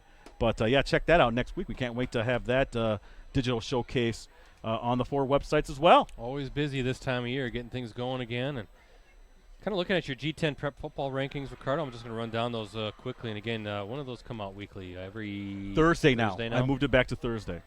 Bayport number 1, Kimberly 2, Fond du Lac 3. These are, again, Ricardo's Yes. prep football rankings within the USA Today Network Wisconsin G10 markets. That is 10 markets. I'll just say Appleton, Green Bay, Oshkosh, Fond du Lac, Manitowoc, Sheboygan, Stevens Point, Wausau, Wisconsin Rapids, and Marshfield. Do that again. No. So, again, top 10 for Ricardo this through week 1. Bayport, number 1. Kimberly, number 2. Fond du Lac, number 3. West De Pere, number 4. And I do have a couple West De Pere games on the schedule as well. West De Pere, Menasha, I think that's week 6. And then week 8, West De Pere, Wrightstown. Okay. Interesting non-conference game. Week number 5, Stratford. Number 6 is Wrightstown. Number 7, Kiel. Big win over Kewanee last week. Number 8, Amherst. Number 9, Green Bay, Notre Dame. And number 10, Hilbert. Little surprise, Ricardo, that we did not see maybe Menasha. I looked at Menasha. They whipped Wapaka. Was it 30-0? Yeah, well, Wapaka's down this year. They're right down there on the next 10. Yep. They're always right there. But for now, West De Pere, the defending conference champs, and when I looked at the roster, I just thought right now West Appear is a little more proven maybe than Menasha. You know, Nina's on the edge. Appleton North with the impressive victory over Stevens Point right there on the edge. So we'll see. Actually, the next 10, I'll just go through them. Nina, Menasha, Seymour, Cedar Grove, Belgium, Fond du Lac Springs, 0-1. Yes, I did put them on there. They're deserving for sure. Abbotsford, Winneconne, Green Bay, Preble, Appleton North. Actually, I see Cedar Grove, Belgium twice on the next 10. So you must really like those guys. Well, Dombeck's all over me out there. So, the only game in the FRCC tomorrow night, Sheboygan North at Ashwaubenon. Again, new coach for the Jags, Brian Richkowski, who coached, did a really nice job with that Little Shoot program, a state championship appearance, a couple of state was it 2 or 3 state semifinal appearances under his watch? But he's a Bayport grad, making that step, coming back to his home conference, the FRCC. So good move for Coach Rich, and good luck. Again, they had a nice win over Green Bay Southwest last week in Week 1. He'll get them going in the right direction. I have a lot of respect for Coach Richkowski. You know, looking at the VFA schedule tomorrow night, this is a non-conference game, but it's a big one. Appleton North at Franklin. Franklin nearly beating Fond du Lac last week. That was, a 34-31 Cardinals victory, and Appleton North with the decisive victory over Spash. Appleton West at Hortonville is an interesting game. Wausau West at Kaukauna. I like the Ghosts there. Rapids at Kimberly. That should be a pretty one-sided affair, I would think. Oshkosh West at Everest. Oshkosh North at Marshfield. And Fond du Lac at Stevens Point. Well, I want to say is what happened to Marshfield. Nothing against Appleton West. I love the Terrors. But they took Homestead to the limit, and Homestead went on to destroy Brookfield Central in that D2 title game. You remember that, Rosie? But they gave Homestead the most difficult game. They only lost to them 12-7. And, for them to beat Marshfield, I think is a big feather in the cap for Appleton West, and that's good for the city again. First time in ages, all 5 schools won in Week 1. Looking at the Northeastern, again, that's a mix of there's some Green Bay area schools in that one as well. Freedom at Clintonville tomorrow night. Luxembourg Casco at FVL. Casco taking one on the chin in New London in a non-conference game last week. A little bit surprised to see that. O'Connell Falls at Little Chute. Got to like the Mustangs decisively in that one. Denmark at Wrightstown. I think Wrightstown, Ricardo, the clear favorite still in the NEC. They just hammered Clintonville last week. And then how about the non-conference, the annual M&M game, Marinette at Menominee, Michigan, now in the new setup here. Menominee, Michigan's actually going to be a conference school. Cool. So like the Freedoms and the Little Chutes of the world are going to have to go to a different state. Yes. To play a conference game. That's kind of cool, though. I mean, it's a. How long is it? You're familiar with that, right? Oh yeah. My youngest, the conference was different when my oldest played when he was at school in that league, and now my youngest was part of this current configuration. So it was about from where we were about an hour to get to Marinette. So then Menominee's is right across the bridge. So I don't know quite where that high school is, but it's not like you're going across the bridge another 30 miles. Well, let me say, speaking of the UP, my girlfriend has been wanting to go to Painted Rock up there in, I can't remember the name of the town, Munisig, or way up there by Lake Superior, which is like 4 hours away. Have fun with that. Yeah, exactly. We break down, we'll be surrounded by deer. So, rutting deer probably, and bears. It'd be like a scene from the great outdoors with you guys. Hey, Bay Conference games as well, too. That involves Appleton and Green Bay teams. Xavier at Green Bay East tomorrow night. Green Bay West at Seymour. Shawano at Wapaka. New London at West Appear. Very interesting. Again, West Appear, the class of the Bay. We're thinking, although Menasha's going to be pretty darn good as well. Those two. Seymour. Seymour might be a little bit of a dark horse. And you speak about the Blue Jays, Menasha, their non-conference game hosting Kingsford, Michigan. But Kingsford has played a bunch of teams in our area last year. I know that. Looking forward, at least right now, tentatively on our live stream schedule, we got Menasha at West Appear in Week 6, I believe. That should be a whale of a game, and most likely will decide the Bay Conference Championship. Rosie asking if that's at Menasha West Appear. That's at West Appear. That's the game. That's when we went and did a live stream check. It was back in July, I think, trying to get things all situated. So, looking at the Preble schedule, again, here's that kind of that strange halftime that we see everywhere. They have a 15-minute halftime, and then nobody's ready to go, so they add another few minutes. I don't get it. Green Bay Preble schedule after this week, they're at Ashwaubenon Week 3, then Week 4, Pulaski, Week 5 at Sheboygan North, Week 6 at Green Bay Southwest, Week 7 Notre Dame, Week 8 Manitowoc, Week 9 at Sheboygan South for the Pirates. Next week they're at Notre Dame. Then home back-to-back against Green Bay Southwest and at De Pere. Week 6 and 7 sees them on the road at Sheboygan North and at Ashwaubenon, respectively. And then the Pirates close out the regular season portion of their schedule with back-to-back home games. Week 8, Sheboygan South. Week 9, Pulaski. And Ricardo, if Pirates can hold on to this one, you got to like their chances kind of breeze through that schedule, at least until they get to Pulaski, which is always a pretty good I'm program. a believer in Bayport. I already said they're my number 1 team in the state. When that Gash kid comes back, think of the embarrassment of riches they have on offense. You're right. I forgot about that. Because they have the Grzybowski kid already as one of the top running backs in the area just by eyeball test. Yeah. They have the big offensive line. They got the great quarterback that can do a lot of different things. Obviously, they're stacked on defense. Montgomery looks good. Montgomery looks good as a running back, as a kind of a change of pace to spell the guys. So yeah, they're loaded. Again with Bayport, and I said this in the storylines from when they first started practice. I said they got to get over the VFA hump. Yes. They got to beat the Kimberly. They got to beat, if they do play Fountain. You never know who they're going to play. Kimberly, Nina, doesn't matter. Appleton North, I know, beat them one year. You got to get that VFA monkey off your back. They can get that.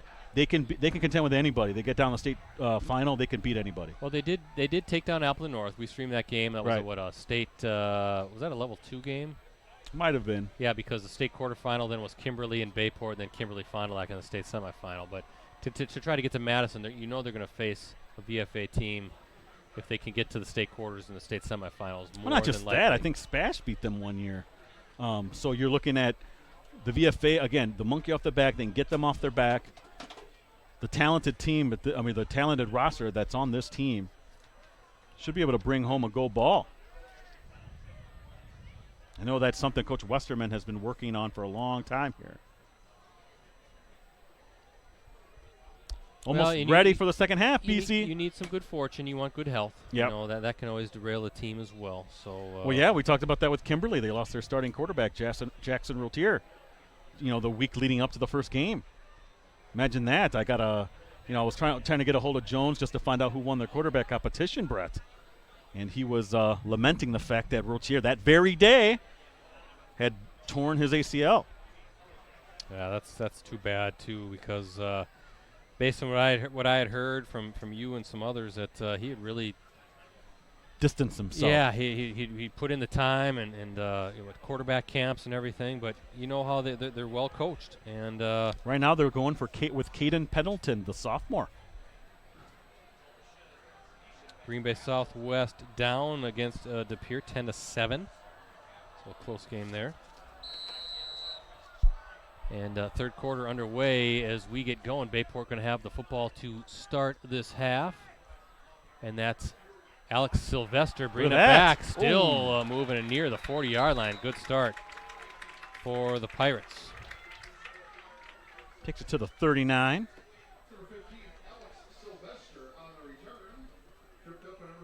Well, let's see if this Preble defense now can. I thought they played well at times. Kind of piggyback off of what we saw offensively from Preble to close out that first half. See if they can get a big stop, get that ball back. Who's that quarterback here, Brett? Oh, that's right, Andrew Thomas. I'm thinking of Preble with the backup or backup/starter. Oh boy! Wow. There's one speed for him. He doesn't. He doesn't hesitate. He sees that hole and he's going. It is fast forward every single time. Ball already at Preble territory at the 48-yard line.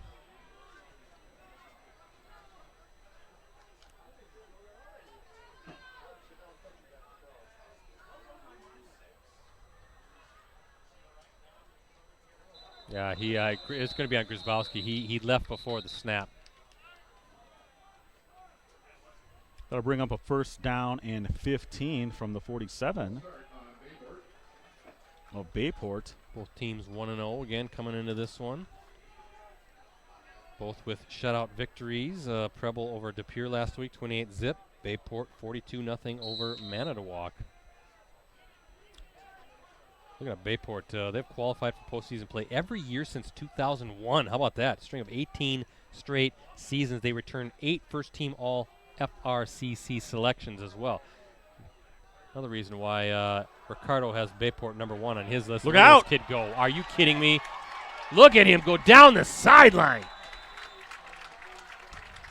So fast. Number 42, Matthew Grabowski on a carry. Taken out of bounds, number 47, Cole Kingston. Mark that at the 19. Heck of a run.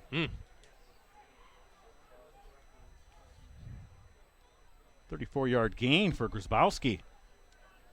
Could really do it.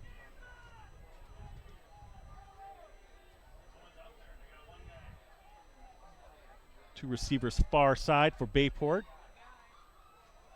Oh, Grabowski slips but still dives ahead. Positive yards. Grabowski on the carry.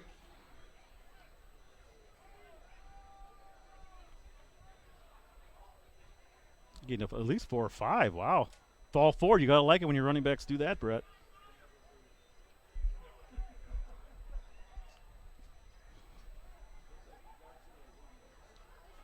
Tell you what, you look at this offensive line for Bayport.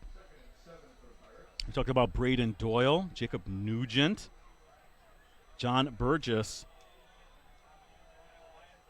Daniel Forystek. Good job by Thomas. Boy, look at that. There was a mix-up there on that handoff. And Thomas, rather than force the issue, just said, I'm keeping it. And it's going to be first and goal now. Ball at the, about 6-yard line.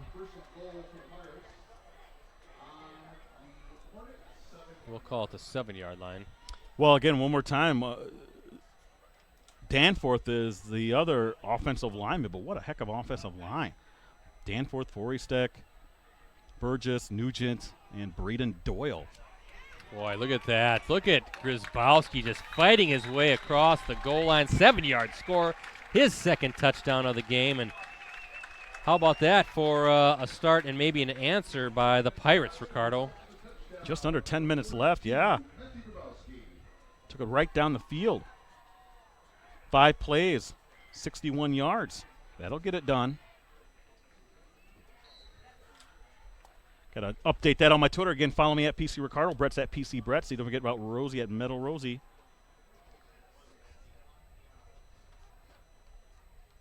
Ooh, low snap. Thomas is going to run it. See if he can get around. And can't get through. So a little special teams blunder there. It was a low snap. And Thomas just said, I'm going to get up. I'm going to try to see if we can squeeze one in, 2-point variety, but no good. And we'll keep the score at 27-7 after that 7-yard touchdown run by Matthew Grabowski. Also a 1-yard score in the second quarter, a pair of touchdowns. And Carlos got all the stats. He's got to be well over 100, if not. Yeah, I'm going to check it out closing in real on quick 200 here. probably.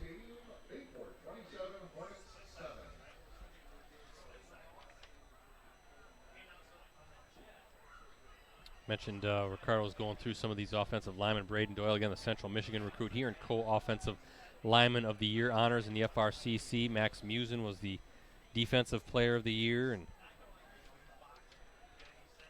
yeah, like Braden Doyle, 6'4", 280 pounds. Jacob Nugent, 5'10", 205. John Burgess, 5'11", 245. Daniel Forystek, 6'9", 250. And Dalen Danforth, 6'2", 270. Looking at that line, Doyle's a senior, Nugent's a senior, Burgess a senior, Forystek a senior, and Danforth a junior. So Danforth will be coming back.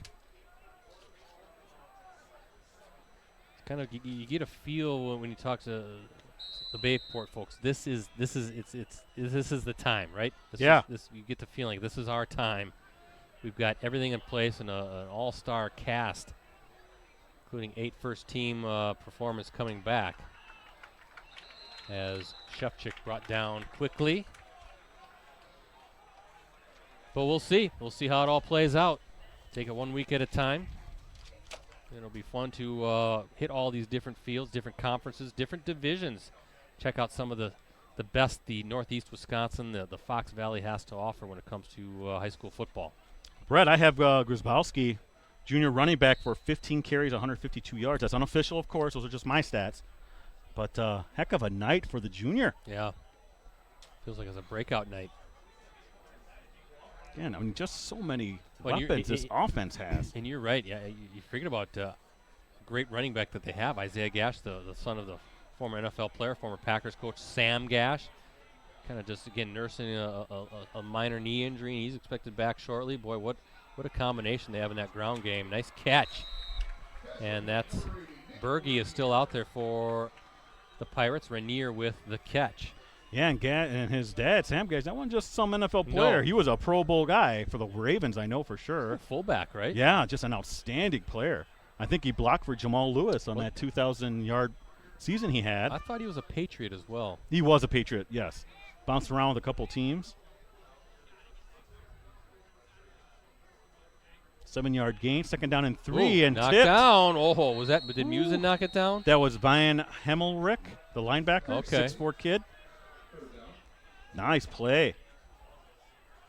That's what you got to do when you do those quick passes, Greg. I get those hands up. Get in the passing lanes. 3rd down and 3 for Preble. They're down 27-7. Yeah, number 18, Bryce Van Hemmelrick, senior linebacker, 6'4", 200 pounds. Can't teach height. You always like those defensive ends that have some height, though, Brett, and long arms. Look at near side. That is a big cushion on 3rd and short. You got something there. Oh, that looks like a possible blitz, Brett. Off Watch the left out, side, look watch out. out. Knocked down again. Woo. Music. Oh.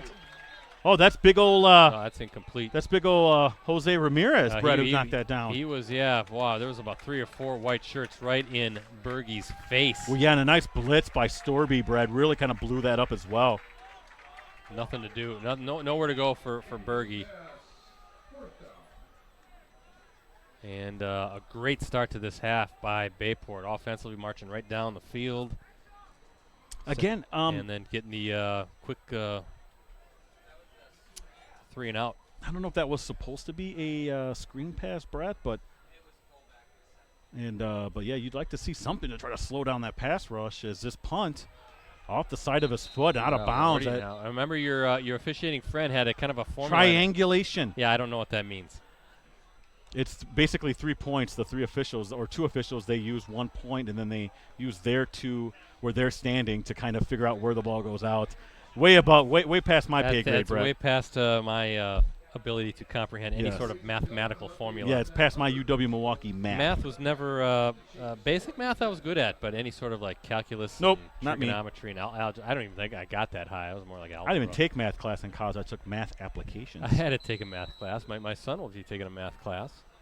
1st and 10 from the 35 for Bayport, and there's Grzybowski again, met by a host of Preble defenders. No gain on that. 2nd down and 10.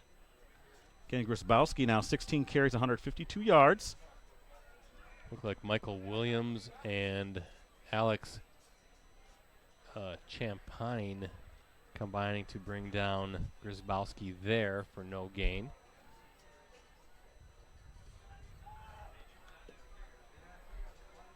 Second down and 10 for Bayport. Power formation for the Pirates. And Grzybowski again, though, brought down quickly by number 10. And there's a flag, Brett. Mitchell Schill, okay. Late flag. Some extracurriculars going on there. Possibly. 2-yard gain or 3-yard gain for Grzybowski.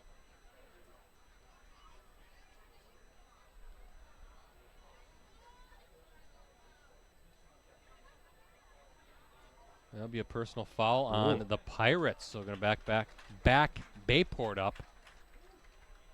Didn't see what happened.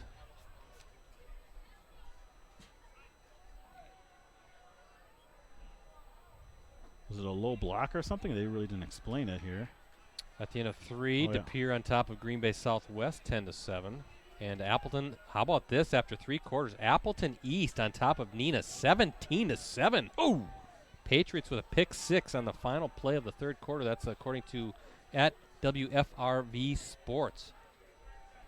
So the Rockets, after that impressive opening victory, how about Appleton East? I might have to rejuggle the schedule a little bit, reshuffle, and get the Patriots some love on our live streams. Little play action. Thomas going deep. Oh, He's got it wide open. Beautiful play call. And Thomas is down. Yeah, I saw that. Late, it wasn't a late hit, Brett. I don't see a flag or anything. but he's hurt. Touchdown pass to Sam Plum. Injured player on the field, number 13, Andrew Thomas. Is that a 46-yarder? 54-yarder, I think, Brett. Oh, what was it? It's at the 46 of Bayport. Okay, my mistake. So 54-yard. We'll get that situated. Oh, wait, no, I'm sorry. You're right. It was a 46, Brett. My apologies. I think he's cramping up. Oh, okay. Well, that's good because I hope it wasn't a late hit or anything like that. No, I don't think there was too much pressure. Nice little play fake. With 8:13 to play. And there's you see, Ricardo, how that run set up the home run. Yep. A lot of stuff on the ground, just pounding.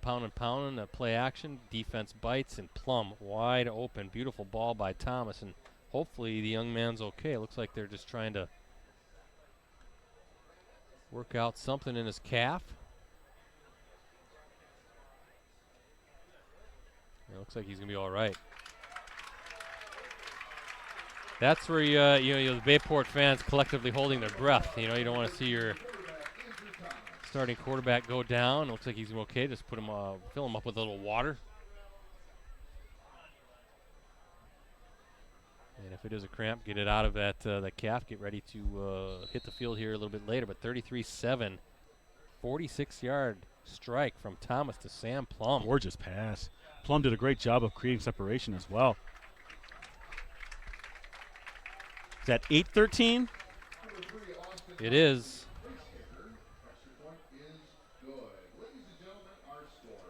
And boy, Ricardo, the good vibes that Preble took into the halftime seem so long ago.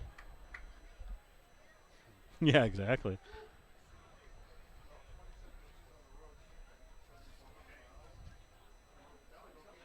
First passing touchdown of the night for the Pirates. They also have 4 rushing scores. Grzybowski with a pair.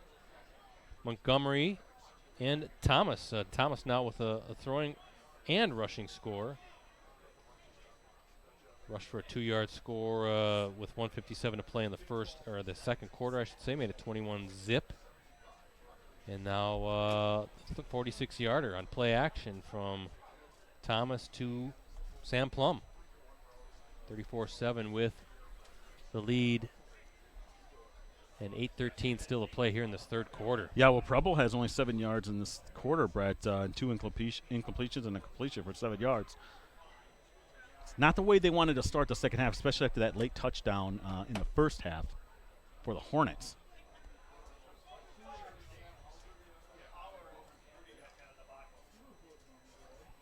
Packers up 20-10 at the half, in case you're wondering. And Green Bay going to get ready to take on Chicago, Ricardo's beloved Bears, next Thursday night. Shevchik, whoop. Looking for something, looking for a little bit of a spark. I feel like Ricardo Bayport came out with a little bit... Think they got a tongue lashing a at the half? a little bit more urgency, I feel like. Yeah. I think they got a... I think Coach Westerman might have told them, hey, quit goofing around here. That last score shouldn't have happened in the first half. Hornets ball, 1st and 10 on their own 29-yard line, so I feel like it's kind of now or never. Green Bay Preble at least attempt to get back into this one. It's just quick strikes.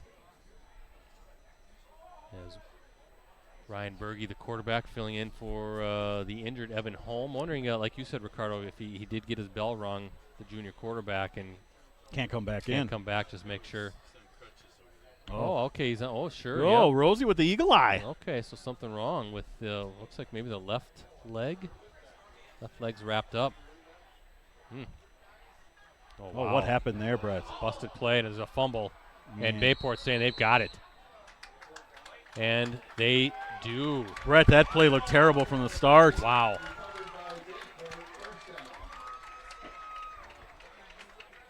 Things have gone from bad to worse for Preble. The ball's going to be at the 25-yard line. There's a good look at Evan Holm, the starter tonight for the Pirates. Left late in the second quarter. Bergy came in and marched right down the field. Was he 4 for 4, I think, on passing, if I Yes. remember right. Beautiful touchdown pass.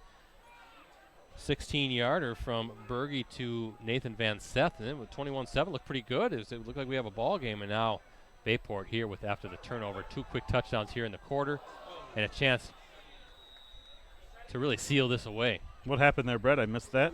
Incomplete pass. Okay. Cole Weber, the intended receiver, just couldn't connect.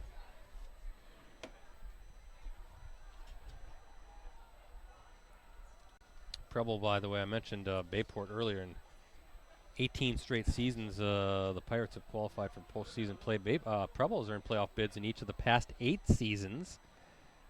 Connor Shevchik, first team all FRCC honoree at defensive back last year. And we've seen some good stuff from Shevchik in the return game. Grzybowski on the carry. Preble, remember this last year, Ricardo, opened 2018 season with 6 straight victories, but then lost its final 4 games. That included a 38-8 setback against Neenah in a Division I first-round game. Wow. So Preble looking really good to start, but then really hit some of the heavyweights on that schedule as Bayport just kind of moving along there. Number 1, Elijah Frank. And ball at the 10.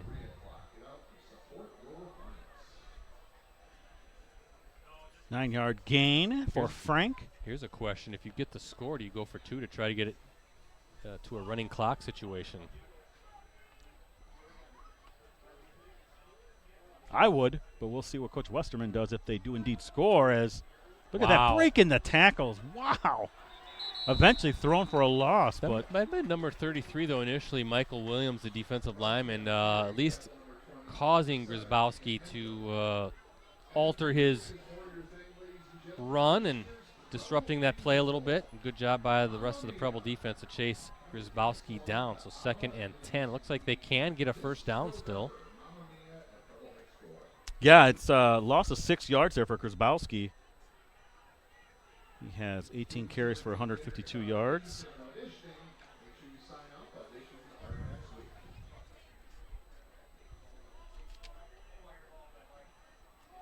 Play action. Watch out. Oh, intercepted. Look out. This is a score, Brett. Oh, wow.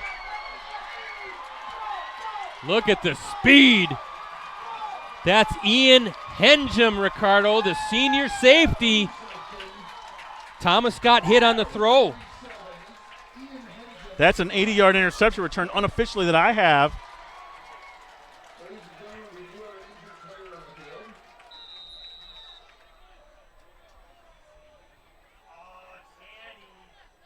Henjum, though.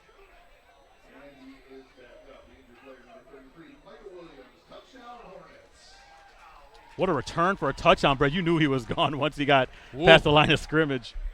I'm guessing he's a track athlete, right? Yeah. Because that was some sprinter speed. Again, Ian Henjum, senior safety, 5'11", 170 pounds. Didn't see who hit Andrew Thomas on the throw. Right to Henjum, and he was gone. Nobody in front of him. So credit that Preble defense. Heavy pressure on Thomas. Forcing the interception in good hands by Henjum. It's kind of one of those quick, like it just kind of hits you real fast. He didn't have time to think. No, it was like right there. So good awareness, good hands, and then he let his speed take care of the rest.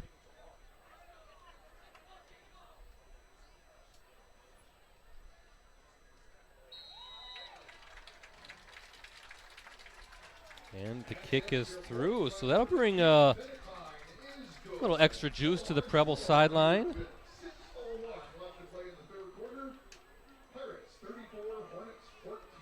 34-14 after that. You're saying 80 yards? I have it unofficial at 80. That's about right. Well, it's on the 15. Okay. We'll call it 85 then. So we're looking, okay, we're just kind of listening to what the folks next door are saying, thinking that he was more on the 15-yard line. So we'll call it an 85-yard interception return for Henjum. Hey, let's give the kid 5 more yards. No What the problem heck? with that. It was a long way.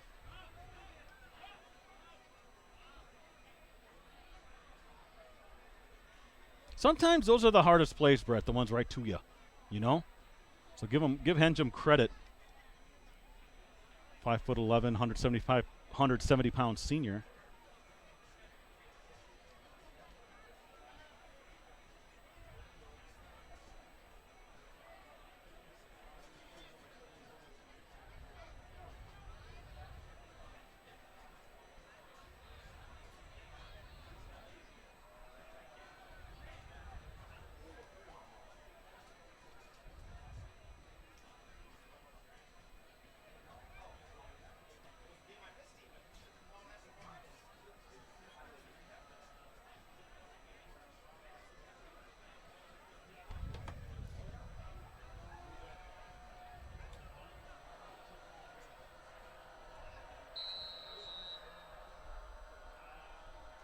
So here's Preble now. Taking it about the 19 for Bayport. Yep. That is Geisler. Geisler. Doing some good things there in good field position, about 38-yard line. And that's number 24, Logan Geisler on the return. Tackle by number 2, Ricardo Aguado. Yeah, that's not me. Yeah, that's right. Who made the tackle? It was Ricardo Aguado, I'm Ricardo Arguello.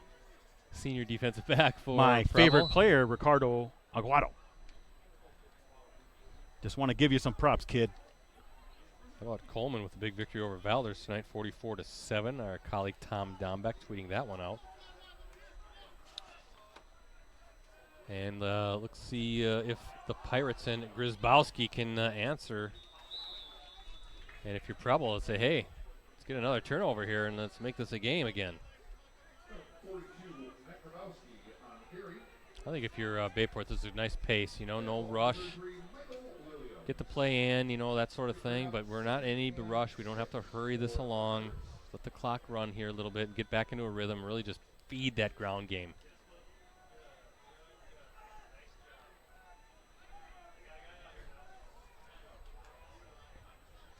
There's Grzybowski again. Ooh, good defense, though. Swarming Preble defense, and now they're starting to kind of bottle them up a little bit better. And third down coming up now, and a big play for this Preble defense. Let's see if they can get a 3-and-out. Conversely, big play for Bayport coming off the pick 6. Last thing you want to do, Ricardo, is go 3-and-out. Third and a short 5. We'll call it 4, actually. For Bayport, 34-14, 4:42 and counting left here in the third quarter. Oh, there was a little bit of a flinch by the receiver. Bayport might be pushed back 5 yards. Sometimes that hard count, Brett, can get your own guys, too. Yep.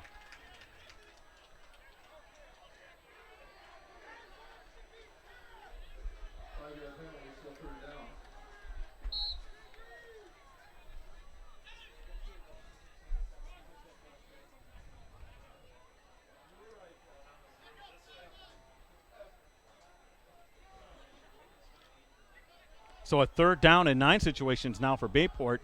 If you're the Preble defense, pretty important down here, Brett. Both sides is important as Tom's got all day to throw. Oh, too far, Yeah. but look at the coverage there. Good coverage. It Tenor. there was enough space, though. It was just a little bit of a wayward throw, but Joel Preston was the intended receiver, number 82. And a good job by Preble, Ricardo. 3-and-out for this defense now. And we just heard, I didn't hear the updated score, but I could hear the Preble fans kind of going, ooh. Notre Dame was losing, I think. To Sheboygan South. Oh, maybe I was too quick in putting North up in there, or Notre Dame in the top 10 BC. Yeah, Sheboygan schools have, especially South, have really struggled. Now, remember, that's a Division I school. You always got to keep that in Yeah, line. It's a Division III school. Okay, Ricardo, but both Sheboygan schools have struggled Yes, that is historically true. in football. South in particular. Shevchik, watch out. He got a good running start. Got some speed built. Ooh, big hit. Wow. I think that was number 24 for the Pirates. Geisler with the big hit on Shevchik. There's harder hits here than in the NFL. Well, you can tackle here. Yeah. Boy, some of the flags you've seen in preseason games on just ordinary tackles.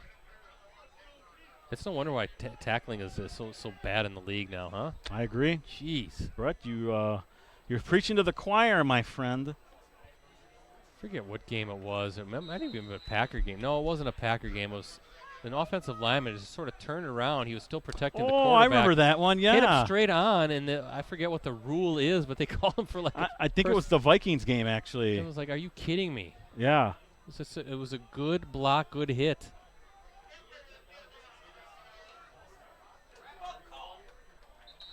That's Howell. Yep, good start for the Hornets as they try to get their way back into this one. The late third quarter, pick 6. Pep in their step now. Yeah, a little bit.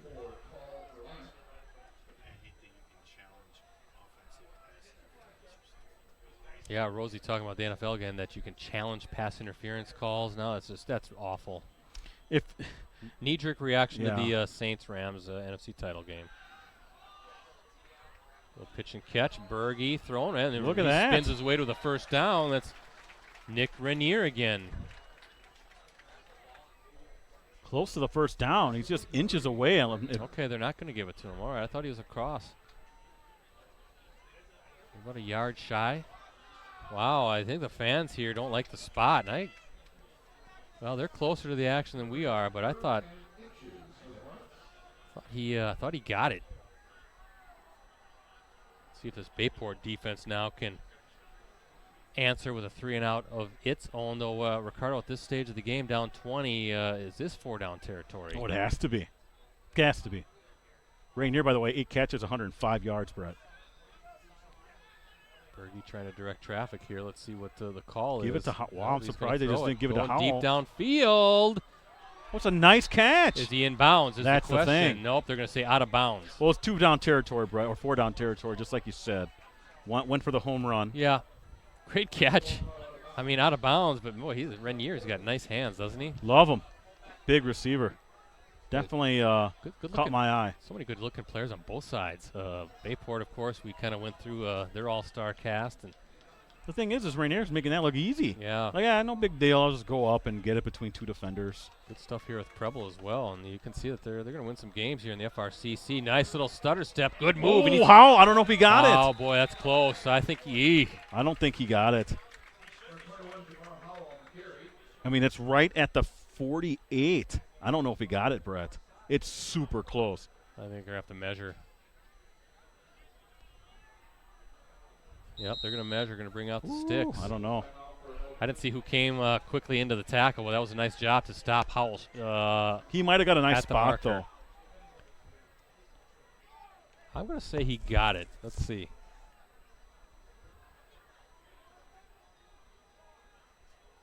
Oh, he did. Whoop. Oh, it's not even close. Okay, maybe I was wrong. Do they have the chains right? I don't know if they I don't know. Because that was well in front of the stick. I don't know if they had it marked right with the chain gang or where they placed the down marker.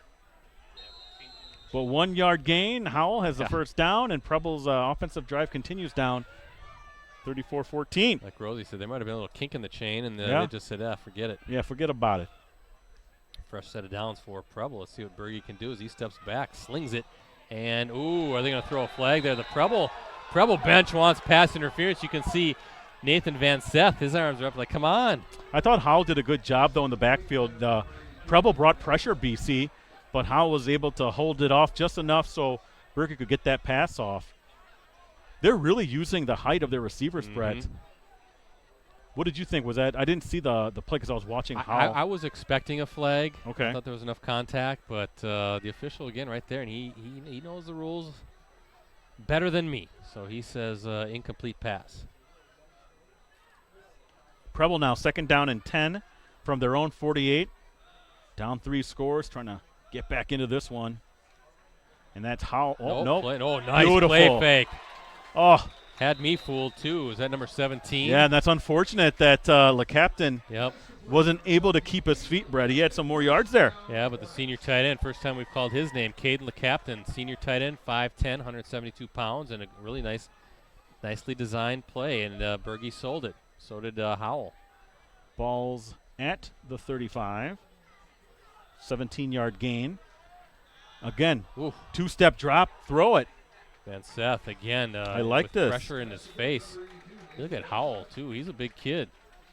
5'9", 210-pound senior running back for the Hornets. Doing a nice job in pass protection and running the football. Second down and a long one. Brett, that's about an 8-yard gain. So they're countering that pressure with just a quick two-step drop, throw it.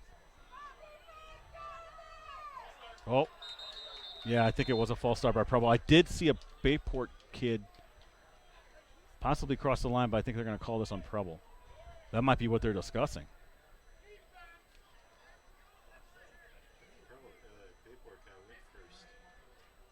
Rosie's saying they went first, but they're going to call it a false start. So they'll bring up a second down and 7. They're going to mark that at the 32. Because I think he moved and then he moved. Bayport guy came across and then the tight end moved. Rosie, of course, mans our cameras. Green Bay Southwest now up on De Pere 14-10 with 5:12 remaining in that one, so a close game. Second down and a short 7. We'll call actually second down and 6. We'll call it from the 32 as Bergy going up. He's got his man. Nope, too and good defensive back play by Howell. Oh, not Howell. I'm sorry. far. Dolger. Yeah, again 5'7" going against the 6'4" Renier. I don't. I really agree with what Preble's doing here, but just your guys are one-on-one. Just let them go make a play. And using a size mismatch. So it's third down, obviously 4-down territory. You don't got to get it all in one chunk here if you're Preble, but You're giving up 9 inches. yeah, I like the game plan. It's amazing the dimension some of these receivers have at the high school level. Whoa, watch out, Bergy. trying to set up the screen. Well, Brett, I wanted that screen, and then look what happens. They're so quick off the line. Bayport blows that stuff up. Yeah, Musen and Van Helmrich.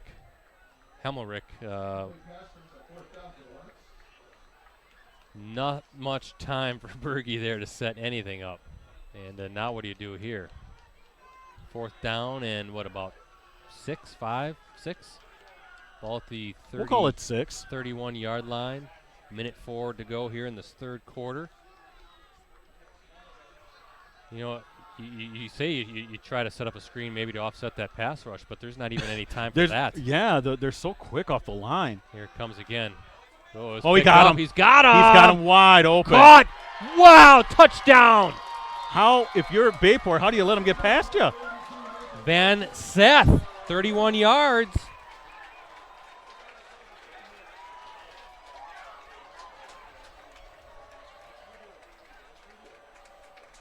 I have it for a 32-yard gain, Brett. 32-yard touchdown.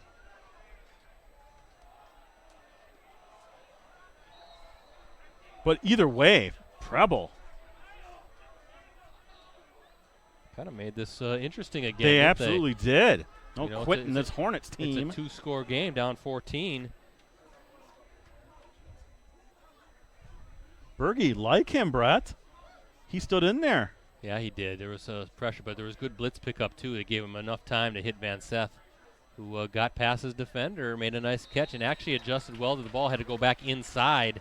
Yeah. And you can see kind of Van Seth giving Bergy a big old high five and putting his arm around him. And, yeah, he's come in with a couple nice touchdown passes. And we've gone from what looked to be a blowout now to a 13-point game with a lot of football still to be played. But, again, good blitz pickup. Bergy did stand in there. There was pressure. Threw it. Wasn't quite where I don't had to think adjust. Bergy wanted to be, but plenty of time to adjust, and Van Seth did just that. And showing good hands and speed, and that's the second touchdown pass of the night for Bergy, who came in late in the first half and has really looked pretty good out there. So look at this. When it's 34-7, Bayport opened with a pair of touchdowns, really, to take control. 34-7 lead with 8:13 to play, and then the pick six from Ian Henjum. We call that an 85-yard return, made it 34-14 with 6:01 to play. And now this, the 32-yard pass hookup from Bergy to Van Seth. And we're at 34-21, and anybody's ball game now.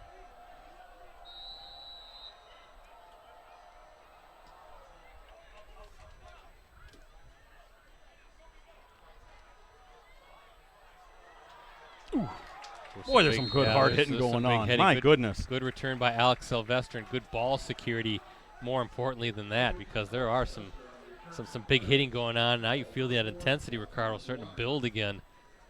And should be, hopefully, for our sake, a fun fourth quarter here. Let's keep this one tight, Rosie.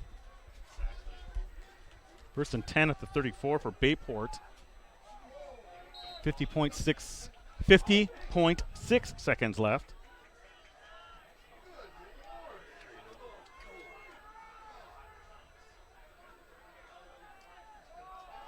Grzybowski, woo. That right up the gut. That offensive line opened up a gigantic hole, Brett. That cannot continue. If you're Preble, you got to figure out some way to slow that down. I thought they sort of did the last two possessions, but I think maybe right now the offensive line saying put it on our shoulders. Yeah. Let's go. We're going to grind this out. We're going to control the ball. We're going to keep a hot quarterback off the field, and we're going to march down the field, rely on our run game. 21 carries, 165 yards. I have for Grzybowski, Brett. Grzybowski again.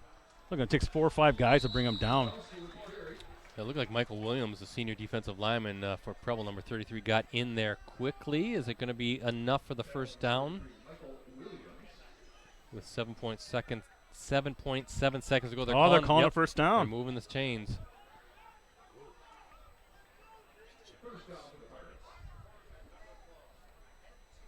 First down and 10 at the 44. But that might be the final play of the fourth or third quarter, BC.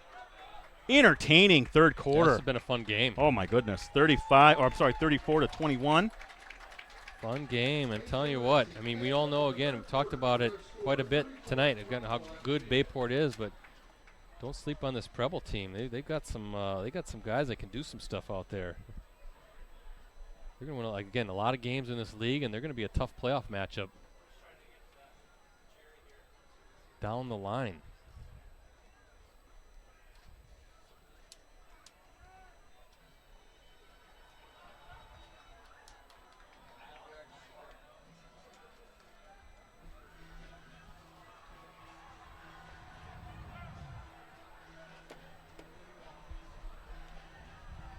Well, again, thanks to everyone for tuning in to tonight's game, a FRCC rivalry game between Preble and Bayport. Tomorrow, we won't have a live stream, but I'll be at Winneconne Amro for another rivalry game, though it's a non-conference technically, Brett.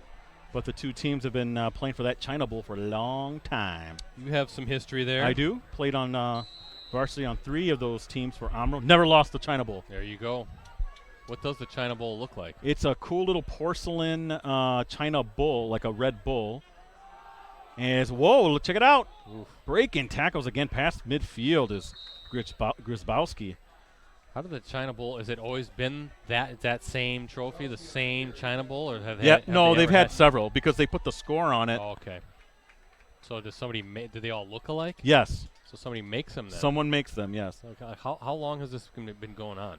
I want to say since the late 30s. Wow. It's one of the longer ones. Smash and Wisconsin Rapids play for the old River Jug.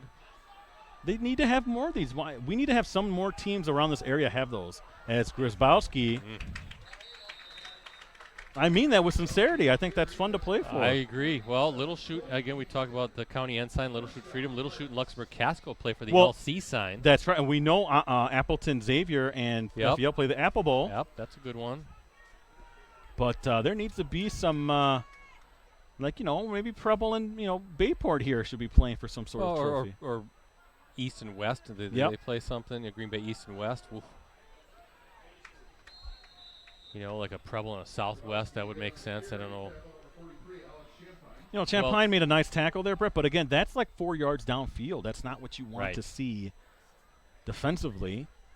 I don't think Neenah and Menasha ever played for anything. That was a long time rivalry. Now, not anymore because they're in different conferences. That should have had something though. Yeah. You're right. Yep.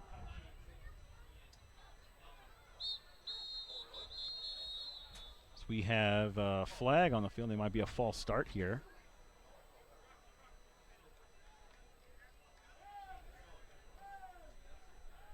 So that'll move it back 5 yards. Second down and 9 from the 30. I'm sorry, from the 40 for Bayport. But, yeah, you look at some of these great rivalries around here, and, Appleton North and Kimberly, Brett, right there. There should be a rivalry something there, wouldn't you say? I think there's already too much juice in that one. I don't know if they need to play for anything else. No, that is, if you haven't been to an Appleton North Kimberly game, you really should check one of those out. It gets a little intense. Yeah. Grzybowski, What beautiful. I mean, he has such good vision. Yeah, he it's the old cliche, run the daylight. That's what he's doing. He's just looking for those lanes, and he's finding them, and he's like a pinball out there, back exactly. and forth, Perfect way around. to describe him, pinball. I'll have to add up his numbers a little bit more here. 1st and 10 for Bayport at the Preble 30-yard line. Fresh set it down. But you know what, Brett? This is a good drive for Bayport. Yes. They're running the clock. They're pounding it down running the Preble's ball. throat. I think that's the big thing. Yes. Just running the ball and possessing the ball. Those are just big holes for Grzybowski to go through.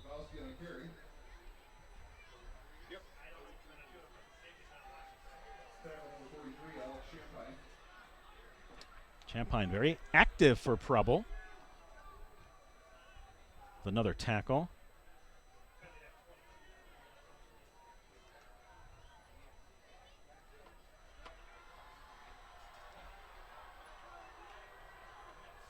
Second down and 7 for Bayport.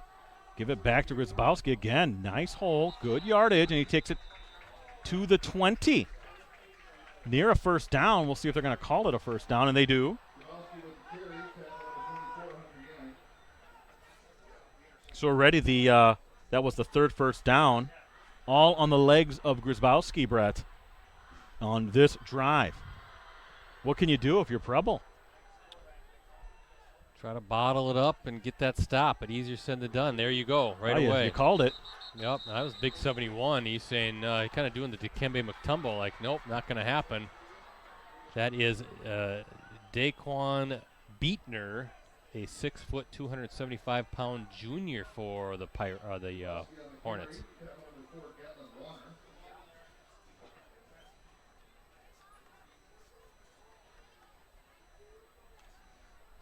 In this quarter, 7 carries for 39 yards for Grzybowski. They really kind of rode his back. Second down and 11 for Bayport, and it's Grzybowski again up the middle. This time more room for him. Takes it inside the 15.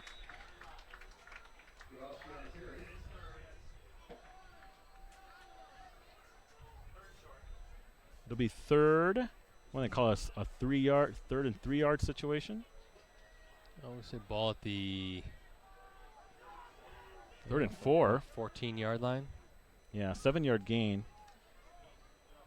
It's a long 3. Short 4 or long 3? What do you call it, Brett? We need a stat crew up Yeah, here. we do. Thomas.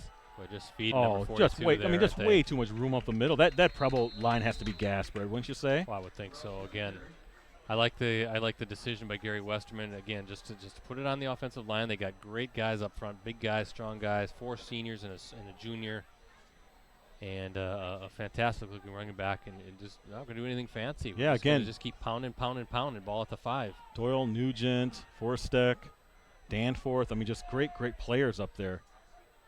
And that is going to be He's in. a touchdown. 5 yards, 3rd rushing touchdown of the game for Grzybowski.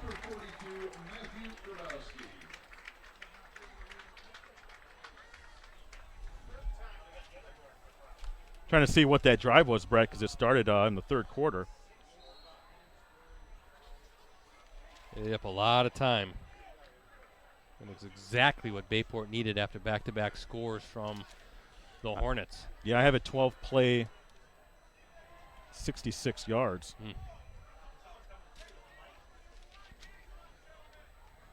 But more importantly, Brett, the 12 plays just churned out a lot of time. Ton of time. I mean, 10 carries, 60 yards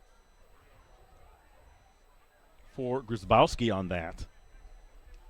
60 of the 66 yards Yeah. coming from his legs. And he's got to be, what, nearing 200? Mm-hmm. I'm counting up right now. 32 carries, unofficially now, 32 carries, 226 yards for wow. Grzybowski. Over What 2. a tremendous game for that young man. And did that go through? It did. Point is good. Ladies and gentlemen, our score 31-21 Bayport. It's going to take a while to go through the scoring as when we wrap up here later tonight. 41-21. Again, the 5-yard touchdown run by Matthew Grzybowski. Over 200 yards rushing tonight. He's got 3 touchdowns, a 1-yarder, a 7-yarder, and now the 5-yarder. And I said it before, Ricardo, you got to say it again. This is a breakout game for him. Yeah.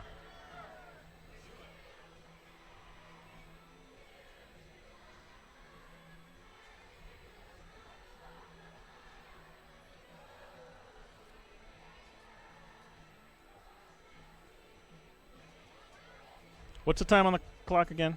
7:25. Thank you. I'm just updating my Twitter again at PC Ricardo. Here's Brett's your at PC Brettsy. Rosie's at Middle Rosie. guys. Your final: Appleton East beats Neenah tonight, Wow. 17-7. That is an upset. And hello, Appleton East. Yep, 2-0 the Patriots. Interesting. Hey, Mike Sherry called it. That's a huge win. You know, Brett, I was going to go to that game because I thought initially we were doing Friday night football this week, and I was all set to go to that one. Oh, yeah, they want to get a jump start on their Labor Day weekend as well. I think we did send another staffer there, though, if I remember right, to catch that immense upset. That ball is going to sail out of bounds, so play. Yeah, that's Good for Appleton East, though.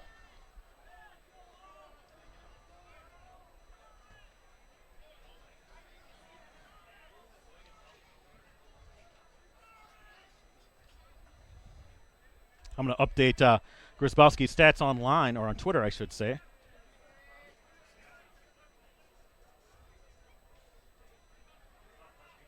So people can know the great night he's having.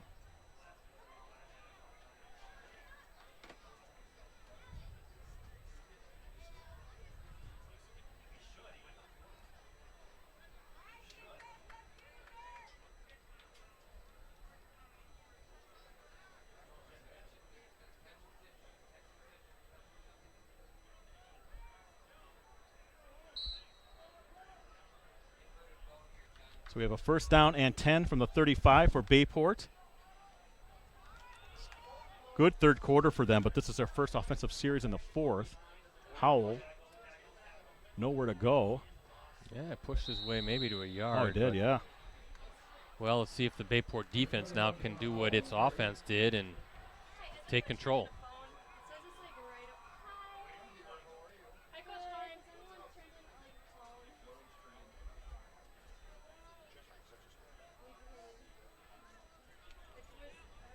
Second down and 9 for Preble from the 36.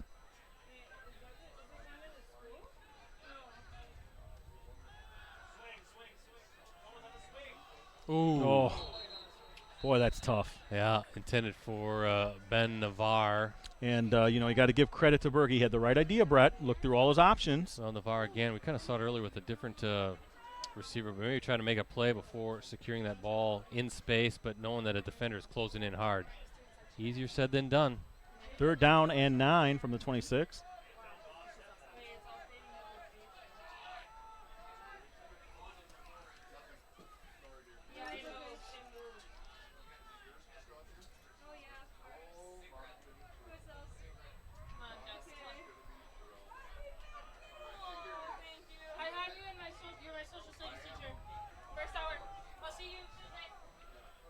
Third down and 9 for Preble. Timing route just a little off on there, BC. That's what pressure will do, though. And 3 and out for Preble. Not what the Hornets wanted there on their first offensive series in the fourth quarter. Well, I think Ricardo Bayport restored a little order there with the long touchdown drive, and now the 3 and out. So looking pretty good for the Pirates to secure another conference victory. Punt. Look out. Right Geisler. shy of the 30-yard line is Geisler. What a player he is, too, the defensive back of the year in the FRCC, Brett. Again, another solid player for Bayport. Yes, they're loaded. In fact, I have last year's all-conference teams. Rattle off that. So who's who for Well, Bayport? you got Braden Doyle, and he was co-offensive lineman of the year. Jacob Nugent on the line. He's back, of course. Isaiah Gash, who we haven't seen. Kicker Austin Heim. He's a nice kicker for the Pirates. You look at defensively. Look at this. Grzybowski. Wow. Max Musin back. Jose Ramirez. Carl Verlanik. He's an underrated guy. You hear about everybody else, but he really does a great job for the Pirates. Yeah, he's a linebacker, and you mentioned Geisler, so there's 8 first-teamers. Gash was a co-back of the year. Doyle, co-offensive lineman of the year. Max Musin, defensive player of the year. Verlanik, linebacker of the year. Geisler, defensive back of the year. And most importantly of them all, Gary Westerman, the coach of the year. He's back every year. First down and 10 from the 45. Thomas looking deep over the middle, has this guy wide open. Wow. Taking it down just outside the 10. Well, that's Plum again, the 6'4 senior. He's got some wheels, too. Again, Preble expecting the run, and Bayport biting him with the pass. We saw those two hook up for a 46-yard score midway through the third quarter. Well, Brett, that was a 45-yard toss. Nice throw by Thomas. So Thomas saying, "Hey guys, I can sling it a little bit." Ball at the 10, so first and goal. As Grzybowski. Oh man, He's a bulldog. Yeah, he is. I mean, the guy is built like a bowling ball. You know, he has such a low center of gravity. You really got to go low to bring him down. Call it a 4-yard pickup. Ball at the 6. We'll call it a 5-yard gain, actually. So second down and 6. Just from near the 7, because I think they can still get a first down. Oh, no, it's goal to goal. My bad. Yep, second and goal, ball at the 6. 34 carries, 248 yards. Unofficially now for Grzybowski. That's Ricardo's math. So I'm not using an abacus or anything. 42, wow. Grzybowski, wow. Jeez.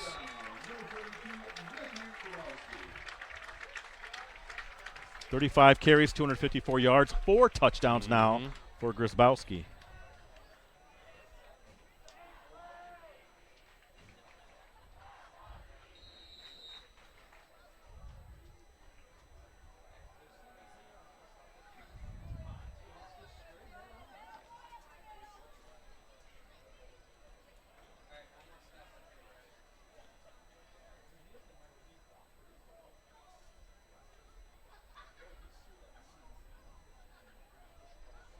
Austin Heim. Kick is up and through. Makes it 48-21 with 4:51 to play. 4 touchdowns for Grzybowski. Near 250 yards already on the ground. He's at 35, 254. 254. Okay, so he's past 250. Wow. His touchdown runs tonight: 1 yard, 7 yards, 5 yards, and 6 yards. But don't let that fool you. He's had some big chunks in there too. And if you're that offensive line too, Ricardo, you gotta love if you're one of those guys up front. It's our game now, and that's what they've done. Of course, set up beautifully with that. Was that 45-yard hookup from Thomas to Plum? Yep. So all the pieces are there for Bayport, and as I said, restoring order. Got a little hairy there, 34-21 late in the third quarter on the touchdown throw from Bergy to Van Seth. That was 32 yards. But then long scoring drive, 12 plays, 66 yards that really spanned the third and fourth quarters. Ended on a 5-yard touchdown run from Matthew Grzybowski. Made it 41-21 with 7:25 to play in the fourth. And about 3 minutes later, here we are, 48-21 on the 6-yard score from Grzybowski. So Bayport, looking good for the you Pirates. know, when they got punched in the face, Brett, that's what you want to see, right? You want to see your guys come back out and take command, and they did.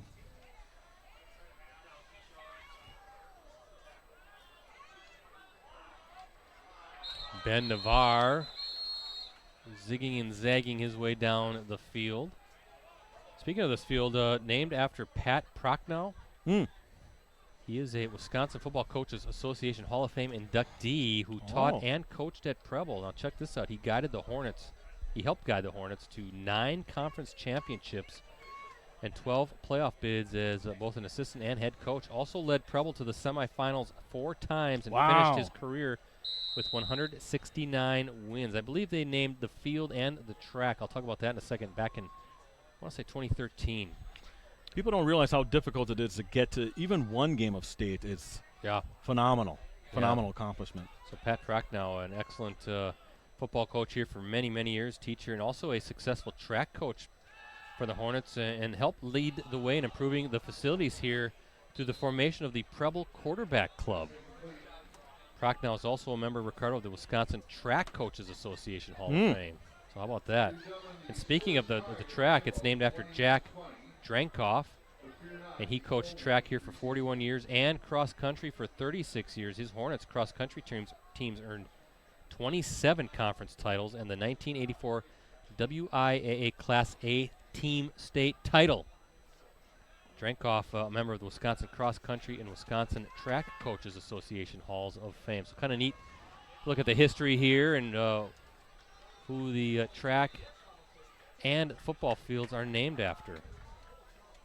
Quite the lineage here at Green Bay Preble. Of course, Preble home to Tony Bennett, the former Mr. Basketball in 1988. He became a pretty good coach, right? A pretty good basketball Not player, bad. too. You know, a little NBA time for number 25. Sure, with the Hornets. I remember that. Yep. And then, of course, just coached Virginia to the national championship. Let me tell you something about Bennett, if I can, Brett, after this play and video games, okay? I have a nice little story for you. All right, I like that.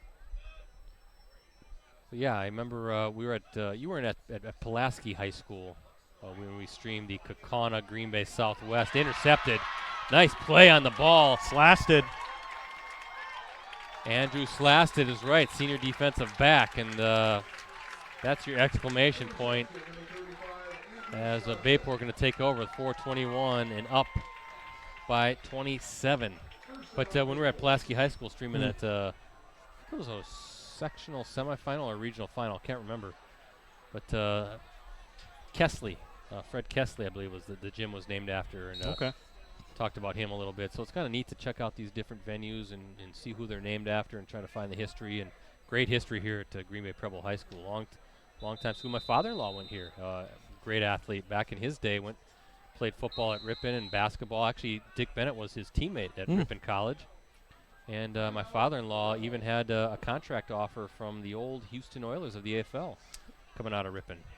So I should try to pine for his inclusion in the Preble Hall of Fame. Yeah, maybe.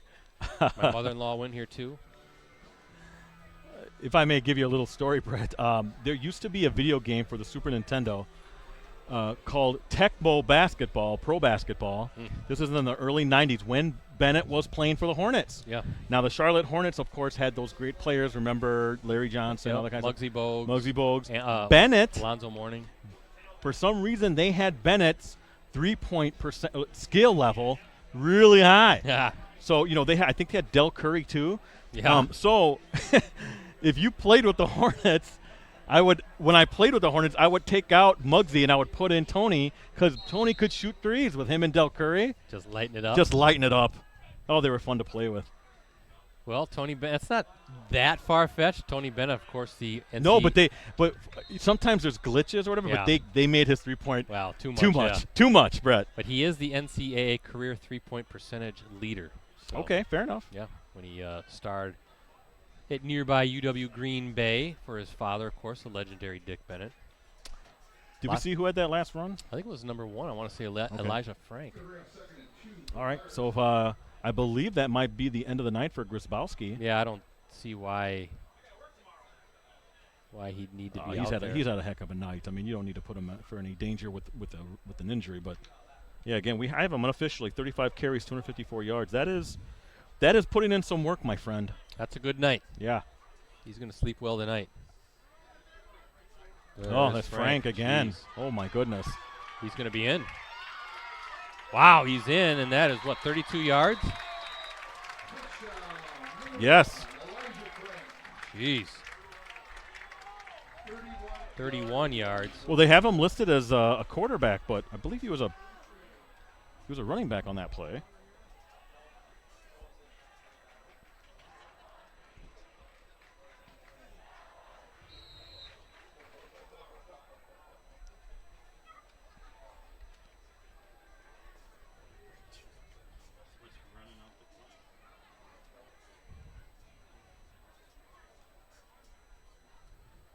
Elijah Frank, 6'3", 190-pound junior, rangy kid. I mean, he looks like you could put some weight on him. But he's a junior. Might see some time at quarterback next year. You never know.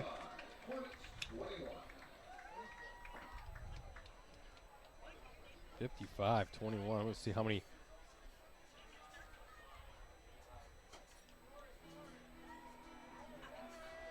So is that 7 rushing scores for the Pirates?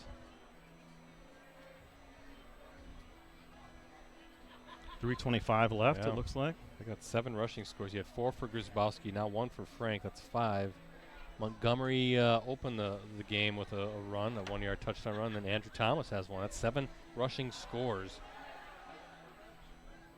And the other score was the 46-yarder from Thomas to Sam Plum through the air. 8 touchdowns tonight, Ricardo, for the Pirates. 7 on the ground.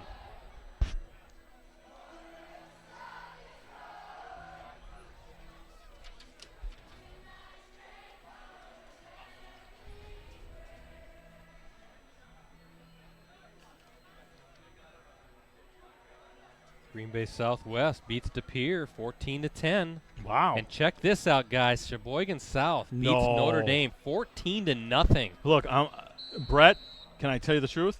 Notre Dame will not be in my top 10 next week, I should say. They shouldn't even be in the other 10. No. They're out. Well, good for Sheboygan South. Congratulations. Are they the Red Wings now? I think is that their nickname.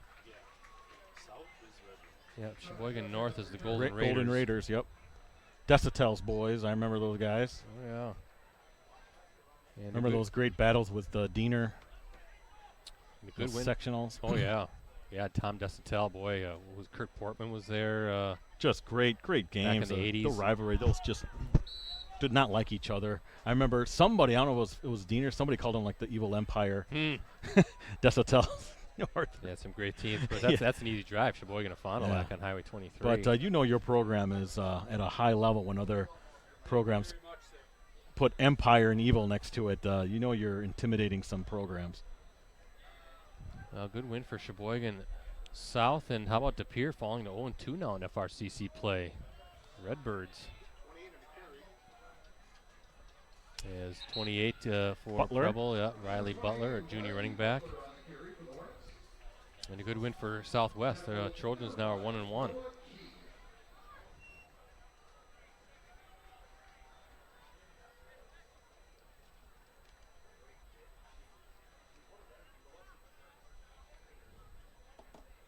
Second down and short. We'll call it 3 yards, 7-yard gain for Butler.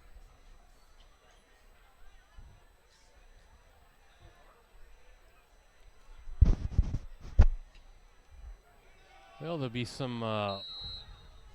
What is the coverage plan from this one, Ricardo? Do you know? Well, Vency is here. Scott Vency of the Green Bay Press Gazette, so he will have the write-up on this story. And I will have that rare covering this, and I'm done.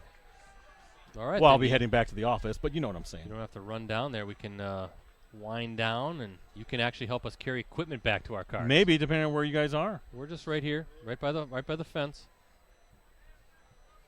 That's what happens when you plan out your night and get here early. Well, I'm just over in the other parking lot.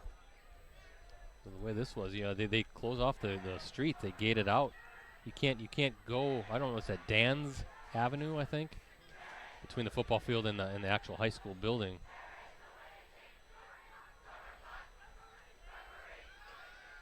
Oh, coming near side here, incomplete, but we have a flag, I believe.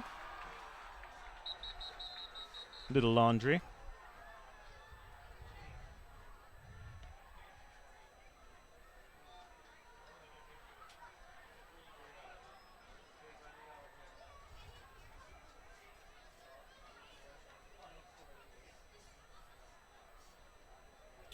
Packers and Chiefs tied at 20 apiece in the fourth quarter, and what you don't want is that to go into overtime. No, no. Someone score. I always get irritated when coaches would try to kick field goals to tie the game and something silly like that. Why would you put your players at risk? How about this? If it ends in a tie, why don't both coaches just say, yeah, that's it. We'll end it in a tie. Yep. It's preseason. It doesn't matter. I love this new.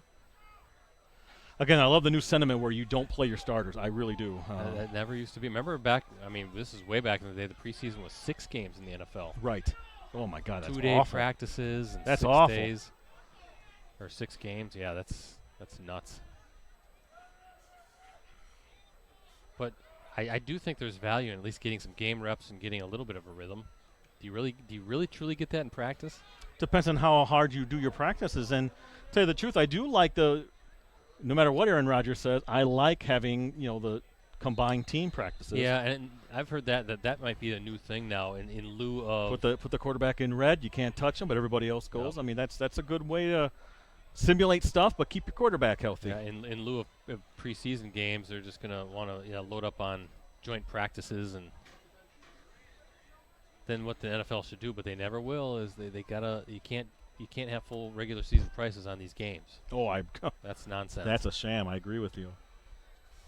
Like what happened in Canada. Oh boy, that was pathetic. Yes. I mean, you had months to know that you're going to have to take those goalposts out, and you can't smooth out the field. Exactly, Brett. And then to hear John Gruden, the Raiders coach, kind of put it back on Green Bay, like, oh, we think the field's just fine. Are you crazy? Did you see it when they were looking at? He probably just did that for the HBO effect. I'm sure he did too. I mean, there's no way you would play on something like that. There's a bobbled snap there, and looks like Preble got it back. There's no way you play on a field like that. Somebody crossing in the back of the end zone, they're going to trip up and blow out their knee or rip up their ankle. Absolutely. Forget it. That's nonsense.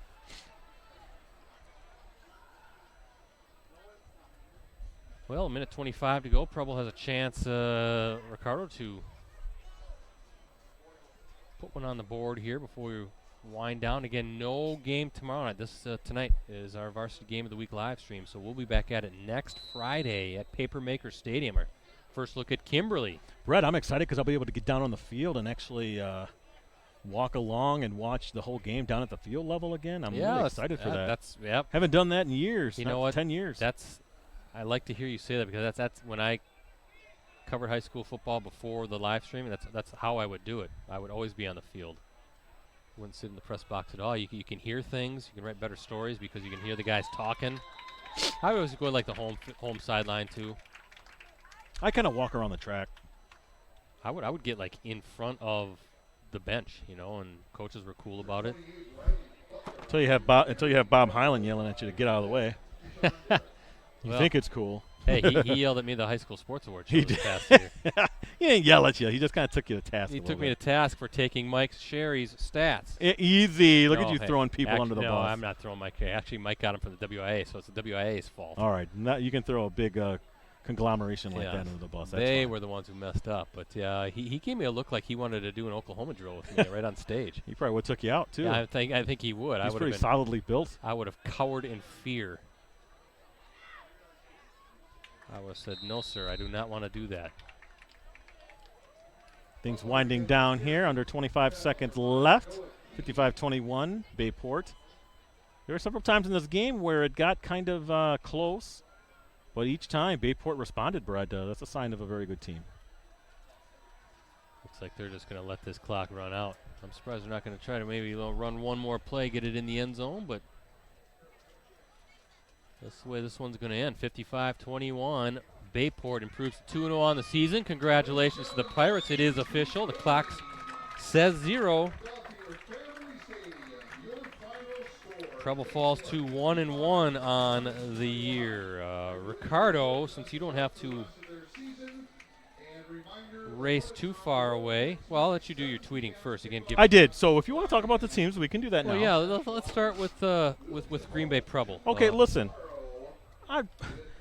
You look at the athletes they have on the perimeter and what they can do. Actually, I like Howell as a running back too. They can do some things. Now, just like any other team, when you play somebody like Bayport and you're Preble, you can't make mistakes. They're so magnified against a team that's that good, and that's what happened. Sure, you go down there and you talk with the players, you talk to the coaching staff, they're going to say, we just made too many errors. And but they have athletes. They have talented guys, especially the receivers. I love the way Bergy came in after the injury, to the original starting quarterback, Holm. He really winged it out there. Now, their offensive line had it tough because Bayport is so quick. How do you counter that, Brett? You do the screen passes, but even then that didn't work. There wasn't any time. Yeah, there wasn't any time. So I don't think they should get too frustrated because I think this team is going to be right there in the top 3 of the FRCC at the end of the year, and especially seeing that Notre Dame just lost to Sheboygan South. Yeah, DePere now 0-2.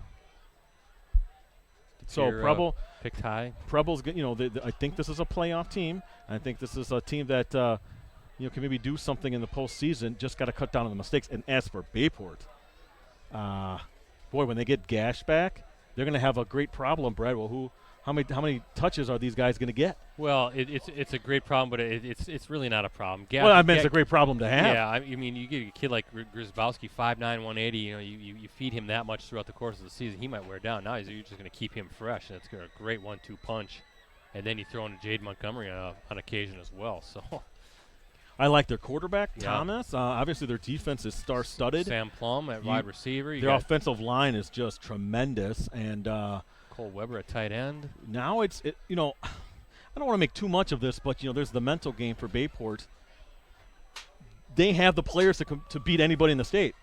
Now it's a matter of just doing it, And maybe this is the year again. I talked about that 3 weeks ago when I did the storylines to watch. Is this the year they get that monkey off their back and pop on through to the state final? Because I've been at the state finals how many years in a row now, Brett? There's no doubt in my mind that team on the field over there at Bayport can win the state title. It's just about getting it done.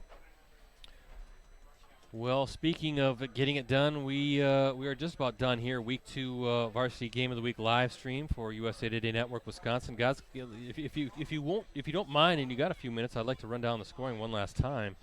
Bayport opened the game actually with 3 straight scores to take a 21-0 lead.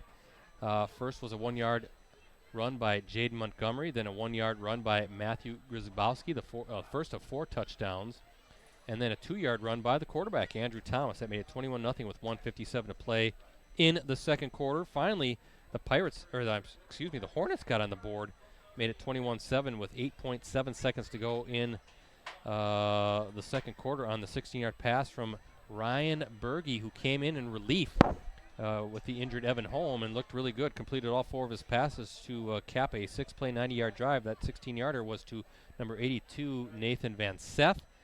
And then Bayport, 2 touchdowns to open the third quarter. 7-yard run from Grzybowski, and then the 46-yard hookup from Andrew Thomas to Sam Plum made it 34-7 with 8:13 to play. And then the Hornets coming back with a pair of touchdowns. An 85-yard interception return from number 27, Ian Henjum.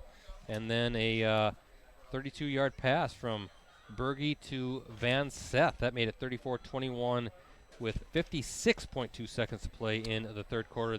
And then this is the drive, Brett, where Bayport just turned it on. Yes, they got it late in the third quarter, and then really chewed up a bunch of clock, put it on the offensive lineman's shoulders.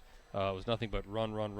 A 12-play, 66-yard scoring drive ends with a 5-yard touchdown run from Grzybowski. Made it 41-21 with 7:25 to play in the fourth. And Grzybowski again, a 6-yard run with 4:51 to play, made it 48-21. And then finally the 31-yard score from Elijah Frank with 3:25 to play, and that's how it ends, 55-21. Bayport improves to 2-0 on the season. They are at Notre Dame next Friday, and You got to think you like the Pirates' chances in that one, don't you? Kickoff is scheduled for 7 Yeah. p.m. next Friday in an FRCC matchup. Real quick, Ricardo Preble falls to 1-1. They're at Ashwaubenon next Friday. That is also a conference showdown. Kickoff scheduled 7 o'clock for that one as well. Good game, and good to see Bayport right away. We're going to see them. We'll see talk them- about them. They've done nothing to change my mind that they're the top team in the G10, and they will stay there next week for sure. So, but yeah, just good to see a team like that, not when when they got punched in the face, not responding. They did. Yeah, So, they did, and we'll see Bayport, I'm sure, later on in the season. I'm thinking postseason play as well. It's good to see one of the top teams in the state right off the bat. We're going to see two of the top teams in the state next week. Over at Kimberly, we're going to be there. That's our Varsity Game of the Week live stream. The Papermakers host the Cardinals. And that's good. We're going to see three of the top 4 teams in the state, in my opinion. Back-to-back weeks, yeah. Second-ranked Kimberly, fifth-ranked Fond du Lac. We're going to go live at postcrescent.com. We'll probably have it on, we might make it a statewide game and put it on all of our network websites because two of the best teams in the Division I going at it. But we'll go live at 6:45 p.m.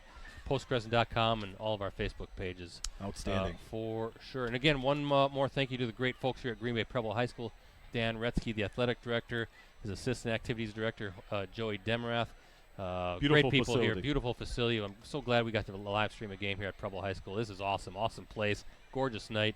And wouldn't mind coming back here again at some point. Oh, we will. Surely for basketball. They have some section out here. It's a nice gym. Beautiful gym. So Yep. great setup up and down the line. So for Ricardo, for Rosie, and the crew with USA Today Network Wisconsin, I'm Brett Christopherson signing off from Pat Prochnow Field here on the campus of Green Bay Preble High School. Where once again, the final score tonight, the Pirates take down the Hornets 55-21. Thanks for watching, everybody. Have a great Labor Day weekend.